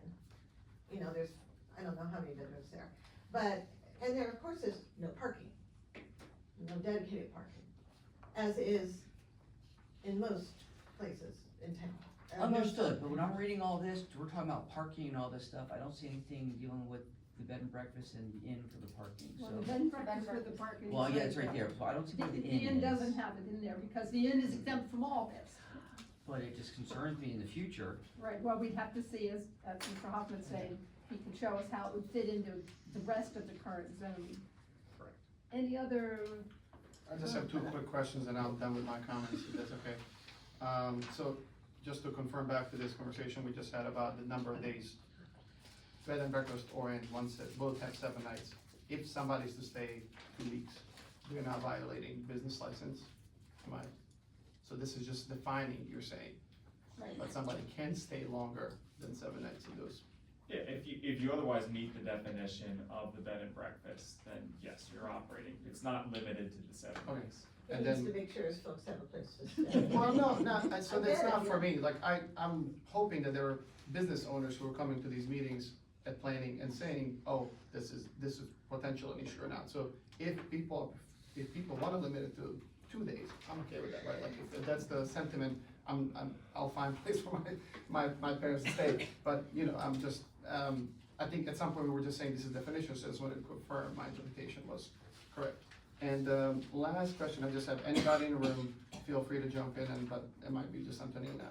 Have there been any complaints, incidents, or abuse of any of these categories here that we just defined today in Not that bed I'm and aware of, breakfast? and when this first came up last fall, late fall, I had checked with the, police and there were no. And I think they said they were quickly able to go back 6 months just in their Yeah. software, so. And I'm not aware of anything that has. So that takes us back to like May of '24. And then, of course, since all this has become such a hot issue in town, if there had been any incidents, I'm sure we would have heard about them. That's all, yeah, thank you so much, guys, appreciate it. So, I got no more questions. Council did you President. have more questions, Mr. There's Madden? just one thing, maybe for consideration as we go forward. I know, Council President Sato brought forth the, charter change, that's potentially gonna be considered in regards to multiple, tax rates, if you will. I don't know how this would interplay with that, like, are these now are these commercial enterprises? If someone's This is- renting, so- if we go, I think it's, right here it says by district, but then I think there's another option for use. So we still have to work out those details if we choose to do a variable rate. If you do it based on the zoning stays the same, you're not changing the zoning. But if you're talking about use, Right. then that might be something, And we it- still need to define how we can. We break get to down. define, if we're gonna apply variable rates, we get to define how we're gonna do that. Right. I And was we just- haven't gotten there yet. You know, I was just pointing out that that could potentially be a consideration of something that will have to be addressed down the line in regards to your the variable rates that council passed. That if, are these, are they businesses, you know, do they have business licenses, or is that deemed a commercial use of a property? And So it maybe becomes something to be determined. It's become an income producing property, so. But we have I would multiple- argue the same point, like a long-term rental is an income producing property too. Yeah. Right. Yeah, I'm not I for or agree. against it, but I can see both sides of the coin here. No, you're absolutely right, and I was just saying Yeah. like. you And know, we long-term have too. multiple buildings, particularly on Delaware Street, that have a business on the ground floor and residents above. And sometimes it's the owner of the business who lives above, and sometimes it's not. Sometimes those Yeah. apartments are rented out to other people. And, I mean, that used to be a very common model, certainly here in Newcastle and many other cities, but not so much these days, but we'd have to decide how to handle that. Actually, in Newark, that's what they're all moving to. You Yeah. have the retail on the first floor, Yeah. and then students and apartments above it. Well, and the whole mixed-use community is a trend that's, The whole idea at the Garrison. right, That's the concept behind the DG zone. the downtown, Yeah. right? Well, and something else that you're making me think about is, cause I heard somebody on the radio complaining about their taxes going up, and the net result is he's gonna have to significantly increase the rent on his apartments in order to pay his tax bill. So, Yeah, that's something we have to consider, that's like a whole other issue. Okay, did you have something else, Mr. Dunaway? Okay, I just kind of went through this, on page 2, under short-term rental, it lists such as Airbnb and VRBO. Those are not types of rentals, those are platforms online that people use to rent properties. So I'm not quite sure why they're listed like that, because they, to me, just muddle the definition. I think because the history of this whole complaint. Was about an Airbnb, yes, that's what I thought, but I don't know that it adds any clarity to the legal status. And then the bed and breakfast, the requirement for it to be owner occupied. I think I understood the rationale of that was they thought the owner would be more responsible and keep the tenants under control and so forth. But I have a question, for example, the Airbnb on Packet Alley, as I understand it, the operator of that business rents the property from the person who owns it, and then in turn operates the business. So who has to live there? The owner of the business or the owner of the property? And actually, I wondered why that was put in there. Anyway, I've stayed at many B&Bs in many places over many years, going way back, and not all of the B&Bs were owner occupied. and I think there was. And there were no problems with the ones that weren't. None of ours are owner occupied. Right. No. I think there were some people who thought it would be more likely to ensure everybody behaved if the Well, owner yeah. was there, but. And how do we treat that if it's an LLC that owns it? Right, exactly. Who has to live? It's a little different. I mean, I think Mayor said it and a couple other public members earlier. I do think we're fortunate that we have so much to offer to people coming to the city. But also what that means is people that we do attract are people interested in our culture, in our restaurants, in our museums, in our parks. So I don't think there's gonna be, so for placard, right? I would suggest we put a noise, some noise adherence hours, right? But it's not necessary, in my opinion, almost, right? I Like, it's one of agree. those things where I don't think we will have those complaints, and we can address them, right, once we have them. That's why I asked about past Actually, incidents. Yeah, But- but most of those places, I think, already have all of this listed, and have you ever gotten, I'm sure they promote have city in every guest one of those books, apartments. Yeah, and we- they have how to exit and Yeah. fire extinguishers and Yeah. Everything, I think they're required. Well, that was sort of, They do, yeah. that was my, Sorry if I got you off No, track. that's I was okay. just commenting about what was talked about at the time. because that was one of my next questions, actually, well, I'm getting there in terms of the code. On page 4, sort of in the middle or towards the end of, about 2/3 of the way down, that big section, A licensing, it says, shall be no more than 2 persons per bedroom. But in the definition, it talks about 2 adults per bedroom. And that to me is an obvious contradiction. Are we saying a couple with a 6-month-old baby can't occupy That the was room? That was the same So, question I had, I figured, But that's, like, in the one place, we kinda insisted that it say adults, because, I mean, you can't have 4 kids in a room because you, or 2 kids in a room by themselves, cause they're not allowed to be in with their parents, doesn't make any sense. No, So, short-term rental, the definition does not define. somewhere I thought I That's, saw that adult. is. Oh, that is here, it. In bed one and spot there's adult, bed one and is breakfast persons. says no more than 2 adults in the same guest room. So that and then this section A, oh, that's under short-term rentals, so that's why it's different, okay. but can I just add to that? My question was the same. We just went for a month vacation in Europe, and we have stayed in 1-bedroom and 2-bedroom rental, short-term rentals. And our kids just are at the age where they don't wanna sleep in a separate room. So I ended up sleeping on the floor. My kids, 2 of my kids and my wife slept on the bed. So, fun vacation, but, I don't think anybody's policing this to say, like, even if this language is true, I don't think anybody's Yeah, gonna come and who's say, gonna do hey, bed you got checks 2 and- kids there, right? But I just wanna make sure that this is not prohibited, right? If somebody is coming with 2 kids, we're not saying, And no, you they can can't strike stay, that. we need to have Yeah, 2 would you rooms right rather there, so. just say adults or? Yeah. I read the same things, I think 2 adults makes sense to me as well. Right, and in that same section A, talks about licensing, following a safety inspection, which obviously needs to be done, upon submission to the city of proof of liability insurance. And I wondered why that was in there. Could the city be liable if, I'm assuming any business owner is gonna have insurance. My guess is the reason that's in there, I was there, but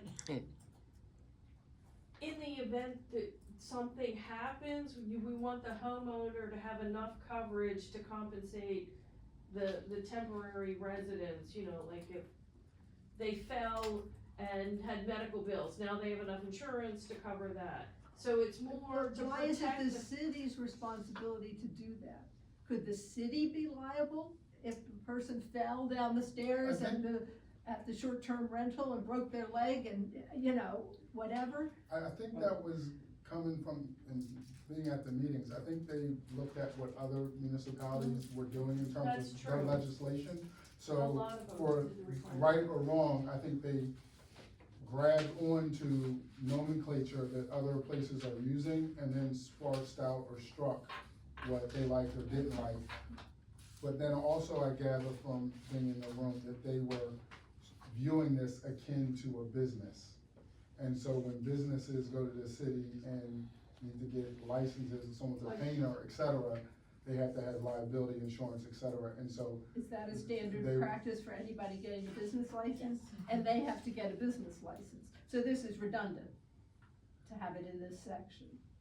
No, so to answer your question, no, the city wouldn't be liable, but the purpose of this language is to protect the renter, essentially, to ensure just as, you have all those other standards in terms of requiring safety equipment and whatnot. Yeah. It is common to require proof of insurance to ensure that, just as Margot said, in the event something happens, that there Okay. is protection. But if we already would require that for their business, for any business license, that they have insurance. But this is just requiring that you show proof of it, so if they have to show proof of the business, then they have to show proof here, but So either way. it's not an additional requirement, but it's redundant to our business license requirements. But in no case is the city an added insurer No. either. No, So, because- so if they cancel it the next day, we're still in the same position, and we have a 2-year license, but generally, these insurance, policies are only for a year. So I don't know how you handle that, So I'm not the really COIs against it, but there's a lot of holes in it. when you were, provided the COI, they identified the city as being provided with that, so if they were to cancel it the next, we would be notified. Okay. Yeah. So they that would- is required.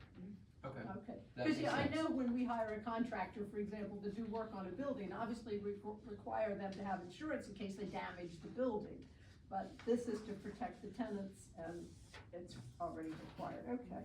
Can I add a question about this one? So I saw the $1 million and my question was about efficiency, like redundancy. Is there anywhere else that we're requiring the same amount, that this is not alone in our code, that we can just reference here so that if we change it at any point, we're not having to change 2 different documents? That's just my question. I don't disagree Is with that this. what- I just, Is that what we require for businesses, $1 million? Any business? and you'd have to answer now, whenever this is, I know Right. you're providing more information later, but that just popped up in my head, like if this is already somewhere. That's actually a valid point, because 20, 30 years from now, $1 million insurance might not be worth really, very. But especially, good. I'm okay with being No. here, if this is defining a license for short-term rentals, but if we're requiring based on something else, and it's gonna be the same, then we might as well just Right. reference it there. No, that's a good point. Well, and sort of in a related vein, in section D on page 5, we go through building requirements. Working smoke detectors, carbon monoxide detectors, fire extinguisher, aren't those things already required? Or Yeah, For rental units? for businesses and rental, any rental it could end right units? there before including the section, it could be. And the GFI receptacles, that's code for any house, isn't it? Within 6 feet of a sink, you have to have a GFCI Not receptacle. existing though. Not existing, Yeah, I just mean, new if- construction. Yeah, yep, exactly, or if Well, you're gonna but that, renovate. but the GFIs have been in the code for quite a while, so if they've ever renovated it, they should have brought it up to code. Okay. But you're right. But yeah, I guess, I agree, can this end after the second sentence, Someone in the audience seems to have an answer. I have an answer. As a business owner, if you have any type of business in town, the landlord has a lease that requires all of that stuff that you're talking about. Insurance, receptacles, electric, everything, that we as the renters have to. We have to provide that coverage, that insurance and all that. Oh, that's not an issue here. I think the issue is like, if this is already mentioned somewhere else, so this building requirements is that all dwellings shall meet all applicable building Right, health, and we fire, need- and related safety codes at all times.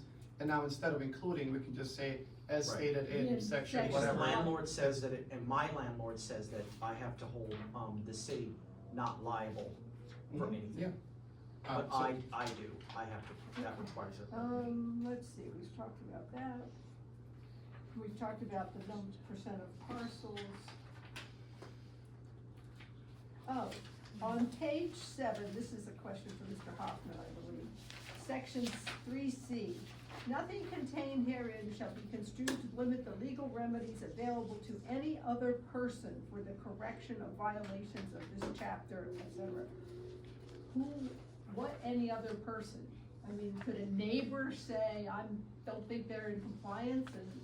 Yeah, this doesn't offer any remedies, this just says we're not limiting any remedies. So you would have to have a lawful remedy in order to then pursue that. But what this section is saying is that the fact that we are enumerating penalties and remedies should not be read to limit any other lawful remedy. Okay, so this is like boilerplate legal language. That's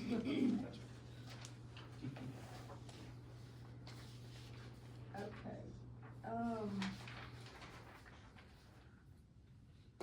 okay, we talked about it. All right. Just have a couple, Go ahead. and I'll be quick. So, at the top of page 5, we talk about the local contact shall also be required to maintain records of all short-term rental bookings, dates, rental booking dates, and rental income. Why would we get the rental income? I mean, we're not taxing on it, right? So I just didn't know that was a. Yeah, that's true. So that was just a point, and then down in D2, that each short-term rental unit has working carbon monoxide detectors in every dwelling unit with, it says fuel appliances. I think it should be fossil fuel appliances, but I also think, generally they're also required with, units with attached garages. But what I'll say here too, is we do have connected row homes in many places. I think we should just flat out say they need to have carbon monoxide detectors. Aren't those aren't required? It's only in fossil fuel, in dwellings with fossil That's fuel what it burning says. appliances. Oh, okay, I'm like going, I always had them in my. So you're just saying to stop at every dwelling unit, period, like, right, that's why you just look at Yep. everything after? Yep. Yep. And Makes then, sense. just minor, on 7, on page 7 in 3A, it should say written warning in low of a fine. What is that, sorry? Page Oh, it says 7, warn 3A. instead of warning, yeah. Yes. That's just a typo. Oh, That's it. That's all I Okay. have. I have two quick ones too. Page 5, E6. Margot and Max, in these meetings that you had at planning, has there been a talk about security and safety of these lock boxes? I think it's a great idea. I hate when I have to meet somebody to get a key, right? So like, it's nice to be able to walk in yourself. But was there talk about 4, 5, 6 digit or change of codes and stuff? No. That's kind of up to the owner or the. I know it is, but I just wonder if there's an opportunity here for Yeah, I some mean, do we need to standards. micromanage their business practices? More about safety of residents who go there afterwards is my Oh, concern. the next person, yeah, If it's a 1, 2, 3, 4, and then somebody, right, that's, they could easily come back, yeah, the Correct. digital ones that are gonna change every Mhm. time to get a new person will be best, but. And the last question is for Max. Under section 14, last sentence where you said inn is exempt from the requirements, it sounds like we should add hotel and motel because they are defined here, but none of this applies to them because they would have their We don't have 1.5 or 2. I know, but we're defining them in here, so I think Yeah. from that perspective, should be said that Yeah. when a new hotel or motel if application it comes was in, built, yeah. they would. Okay, anything else on 555? All right, 558, or 556, excuse me, 558 was last night. Okay, thank you, Margaret, thank you, Max. Yeah. Yeah, and thank you, thank you. Mike. I know we had a lot of questions, but actually to get it down to this little amount is such a big convenience for us. And we appreciate all the work you did, Yeah. absolutely. We were happy to do it. Yep, So this one, thank you. Just don't do it again. Well, those are promises. This one may be shorter, I don't know. I do think it's important, there seems to be some misunderstanding as to what is acceptable as a home occupation, since that's not defined in this segment. And so it just references that a home occupation is defined in section 230-1. And Mr. Rogers read these at the council meeting when we had the reading of this ordinance, but I think it's not that long. I think it would help eliminate some confusion and misunderstanding if I read them again. So, a home occupation is an occupation or profession which is customarily carried on in a dwelling or building or other structure accessory to a dwelling and does not compromise more than 25% of the total floor area of all structures on the lot. Is owned by a full-time resident of the dwelling unit and shall employ only other full-time residents of the dwelling unit.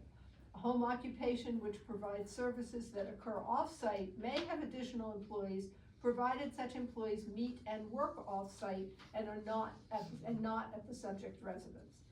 Is clearly incidental and secondary to the use of the dwelling for residential purposes. D, must maintain the residential character and appearance of the structure. E, does not display goods, store stock in trade, or sell commodities on the premises other than goods or products produced in the premises. F, does not involve visitors by customers to the premises between 9 p.m. and 8 a.m.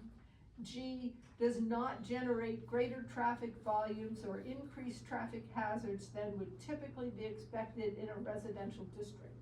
No goods or supplies shall be delivered by commercial vehicles either to or from the premises in connection with the home occupation, except by the United States Postal Service or a commercial delivery service.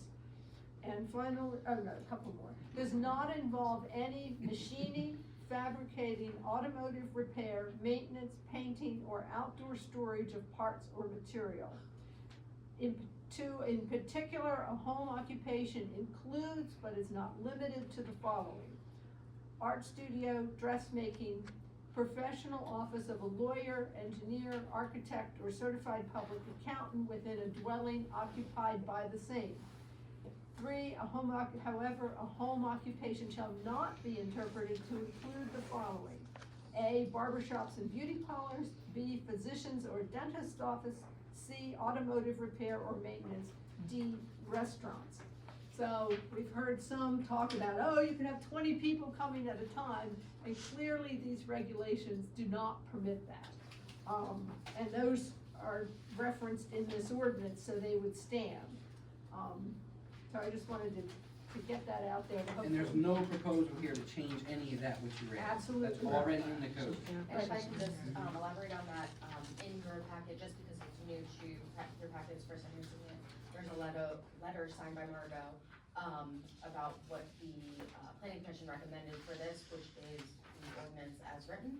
And then we made an additional vote and, motion and vote to also recommend the expansion to all residential districts. Right. So I just wanted to cover that. Because currently, home occupations are permitted in R2 and R3, they're not permitted in historic residential and R1. And as Mr. Rogers pointed out, I think when we read this, or perhaps it was at a planning commission meeting, it seems odd that they're permitted in the districts with what would typically be smaller housing units, apartments or townhomes or that sort of thing, as opposed to single-family homes, and not permitted in the zones with the larger dwelling units. So by just making this uniform throughout the residential zones of the city, I think that takes care of that issue. So I guess we'll go through the same thing again. Questions, comments from council on 556? No questions from me, but again, thank you. Okay. So confirmation, we're switching one whereas to HR and R1 to be added? Right. Okay. So you have two recommendations in front of you. So the planning commission was asked to review the ordinance that was introduced, which only extends it to the HR zoning district. When planning commission completed its review, it said, we support that, but we also think you should extend it to R1. So Yeah. right now, as drafted, is just HR, but if council wants to add, then we We add. would just have to make that as an amendment when Correct. it comes before us. Yes, I would definitely recommend that, because I thought that was glaringly missed, so excellent. Okay. That's all I have. Anything else? I second the addition of this amendment, but also, I wanted to thank everybody for coming and, speaking in support of this, and, I think this is why our city is great, it has residents like you living in here. I just wanna say that this is a great opportunity for residents to redesign their homes and turn them and utilize them to be, and not in this case that we heard a nice supplemental income, so it's just basically, like opening, you put effort into renovating your home so for benefit of the society, but even in cases where this is supplemental income, but also more importantly, I talked about this in prior meetings, a hobby for people, individual fulfillment, and then in this particular case, fulfillment and benefit of others as well. So thank you for doing this, but also I think mental health is important. So I think if we can have more examples like this where our community members are willing to open their homes and expertise, years of expertise, and share that for whether there's a business model behind it or not, it's really up to you guys. But I applaud you all here, and thank you guys for being showing us who we are as a community. So thanks. Mr. Mataway, comments? Yeah, I think that our community of this town has always had an integration of residents and businesses. And I think it's important to maintain that in the changing time. I do see where, I guess this ordinance, the current code speaks to time of visits at the home business. I'm talking about on Yeah. page 5 of 10. You talking about F on top? Yes, F. I do recognize that there are some elements, which is always there in certain areas of town in regards to parking. So I wonder if there could be another letter added that says something like,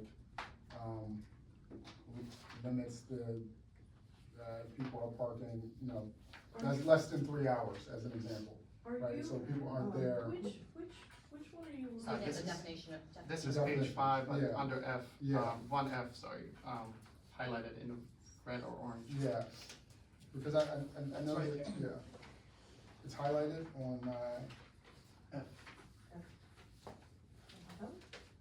that's just a thought that I had, Oh, you're looking at the ordinance as a, you're looking at the code. yes. Because the Existing ordinance code. Oh, I'm is sorry, existing yeah, one yeah, now. yeah. Existing code in the back, yeah. And in the back, the Yeah, I'm section sorry, on, the code. yeah. Wondering about the code, and wondering, because we're drafting something not for one business, but for going forward, right? And I totally respect the one business, that was the impetus for this, but we also have to have a vision forward for other things, our city growth, et cetera, and I'm just wondering if we could give a consideration, because we do give a consideration for time in which people can visit, do we give a consideration for the How length long? of time that people stay? How would you enforce it? Well, how do you enforce this? Well, I because think that has more to do with the noise I ordinance. think so that's too. the noise The ordinance. timing. So if people coming and going and slamming doors and talking loudly on the street at midnight or whatever, Yeah. But lo- but it lots would of- be but- complaint driven, basically. Yeah, but lots of our, codes is, how do we enforce? Well, right, Like- but with your thing about limiting people to 3 hours, since this is basically, it says to be similar to what you would expect in a residential area.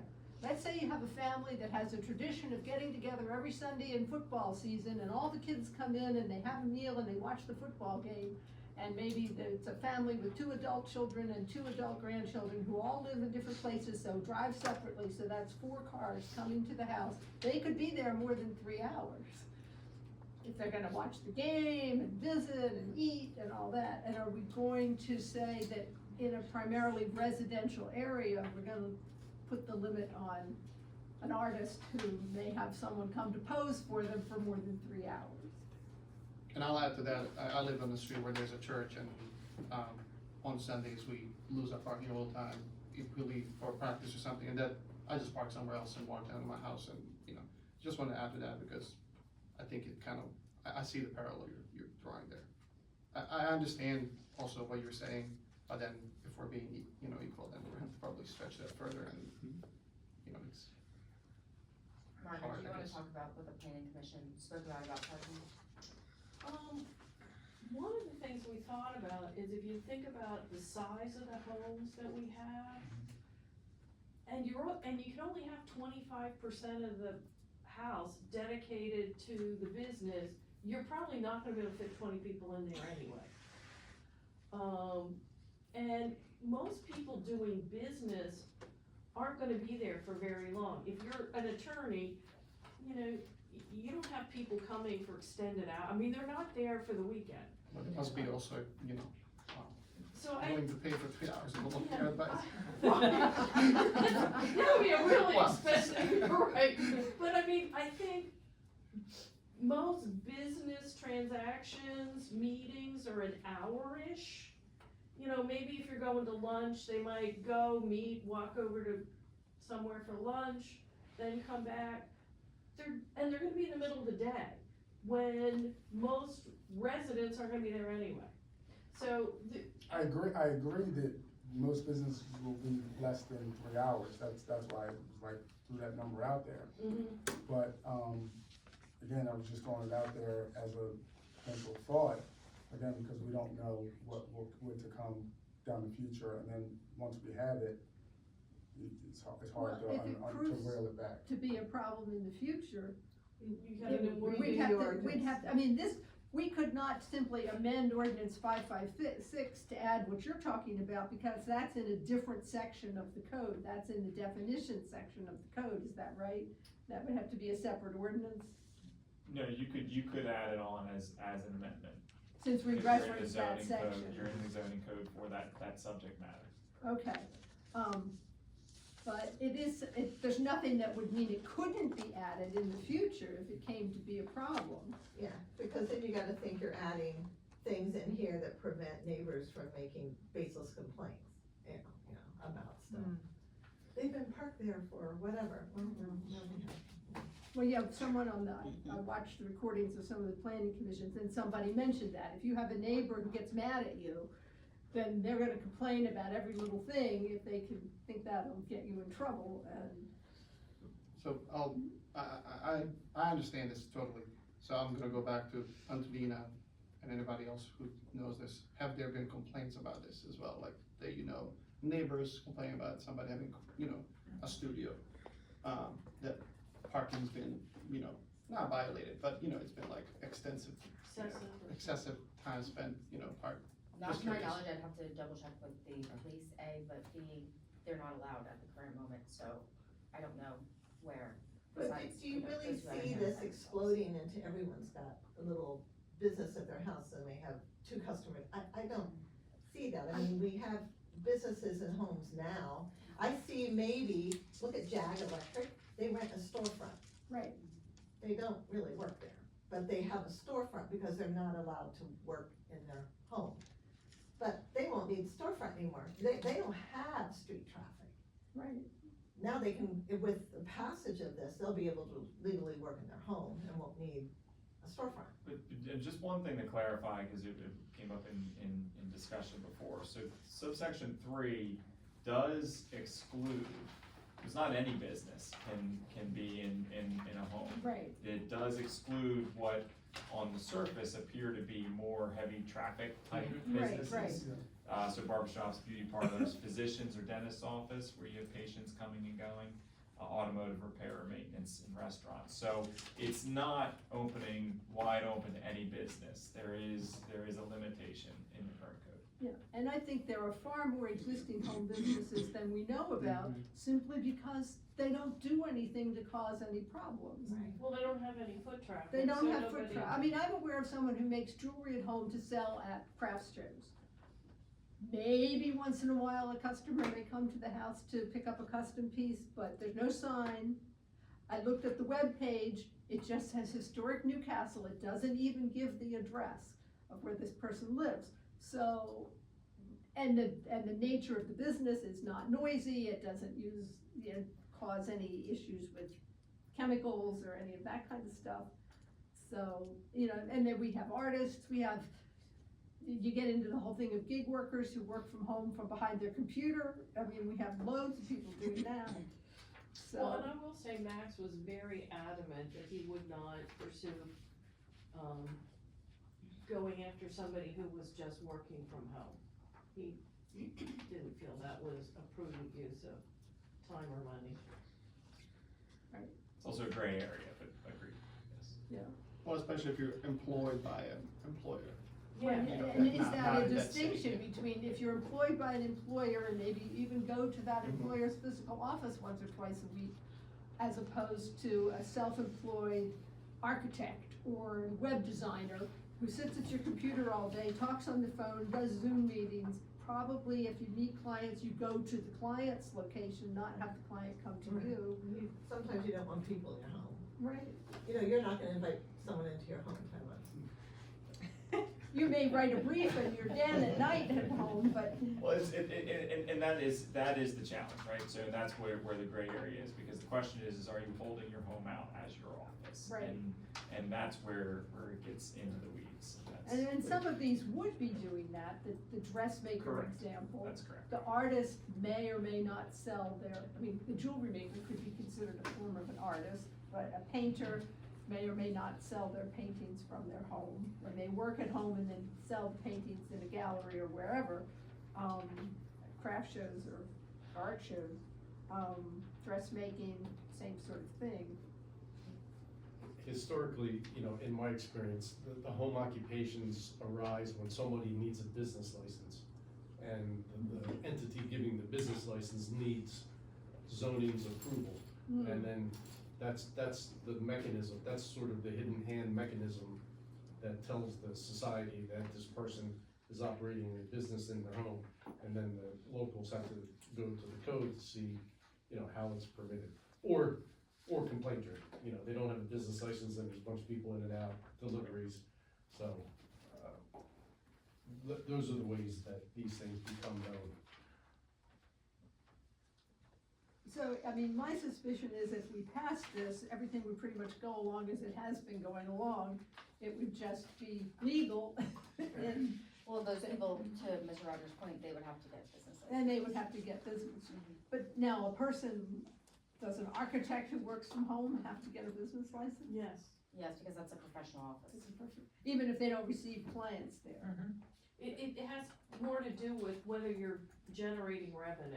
That's Okay, kind of the okay. key. And I mean, the underlying reason for a business license is so the state knows you're a business to collect taxes. Right. So, Here's a twist, what I said earlier, if an architect is employed by a larger company from New York City, but works from home, is that a? Where are you, and that's the difference yeah, it's a- between working L- from home and individual then, LLC so versus my business. office is in Newark. Yeah. If I am sending emails at night at home, I'm working from home, I'm not, that was the point, we're not, you're not gonna get into somebody who happens to be working from home compared to where their office, they're holding their office now. so, So it's location of LLC basically is what you're saying. But then. yeah, if well, they- and who's the entity receiving the money? The guy who works for the New York architect firm, they're not sending him the check, they're sending To the the check to firm. New York City. Yeah, And they they- get salary. They pay him the salary. But now, if we require $1 million liability insurance for a business license, and you have an architect sitting at home designing buildings or gardens or whatever, that person's gonna be required to have $1 million liability insurance when they get their business license? If they're not working for another firm. Right, if That's they're their independent. location of their business, then yes. I guess I can't write off my living room for the mayor's office. No. You already you're have a not legal address. self-employed.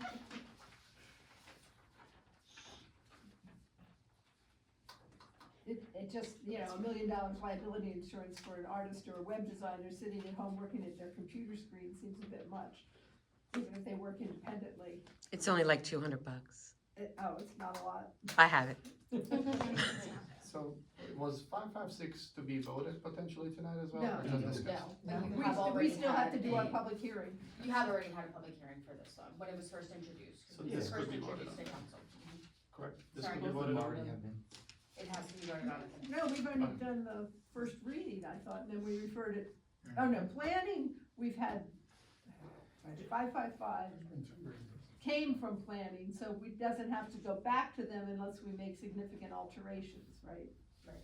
I guess I wanted to see 556 could be 556. voted on Maybe I'm tonight. confusing myself, but- sorry. I I've had a lot of. No, I think there's been the initial reading, then it was referred, and so now it's to Now come it's back come for back. the public hearing in the second. Yeah, we reading. still have to do Okay, the okay. public hearing and second reading on 556 before we can vote on it. Can we add amendment to add R1 in it tonight before it gets back, or is that, like, because we discussed that? Yeah, so what I'm gonna do, because it's not just a simple amendment, you have to actually add a new section. I'm gonna have that prepared, so if it be the will of council during that night to consider, it would be in writing, so you can see it, and Oh, you we'll can attach read an it. in Okay. writing amendment. That's all. Okay. There would be minor revisions to the R1 section as well, because. To which one? Oh, To the the R1. R1 district already permits, this confused me before. R1 in code, you mean, like? Yeah, these, however, home occupation shall not be interpreted to include. There may be some tweaks to the R1 Yeah. that's needed, because the R1 permits physicians and dentists But not everybody. For an accessory use instruction. for accessory, you know, by right. So it would be odd to have this, you know, home occupation say it doesn't include this, and then the next section say you can have it, so. Because all I'm there's no sa- reason to take away that right in Correct. R1. Yeah, we don't wanna take away that, I mean, unless you do, but I never heard anything to that effect, so there may be some minor revisions Which to the R1. 100% is why that amendment we'll put in writing. Many of the other things that you had talked about, such as, 270 days or not 270 days, percentages and whatnot, those are strike throughs and those are simple amendments that you can do at the dais. So that can be that conversation. For this one, we'll come prepared with an amendment, again, will of council, but at least you'll have it in writing. Right, that'll help, yes. I apologize, you did not have a public hearing for this ordinance. I didn't think so, but. All right, anything else? Is there a motion to adjourn? Well, there's one Well- question, do you need the executive session? Yes, you do. Okay. Do I have a motion to adjourn to executive session? So moved. A second? Second. All right, the meeting's adjourned. Thank you all for coming. Thank you. Now that it's over, if citizens have questions or comments, now that they've heard your discussion, is there anyone they can send questions or comments to? Comments could be sent prior to the meeting. To the when next it's the public meeting. hearing. Right. And I don't know, questions to say? They can send them, yeah, before the meeting, and they can send them to me. Okay, thank you. When is the next public hearing? We haven't set the date for it. But the earliest would be the October regular meeting, which I think is the 14th. But we have to be sure we're ready for that, so.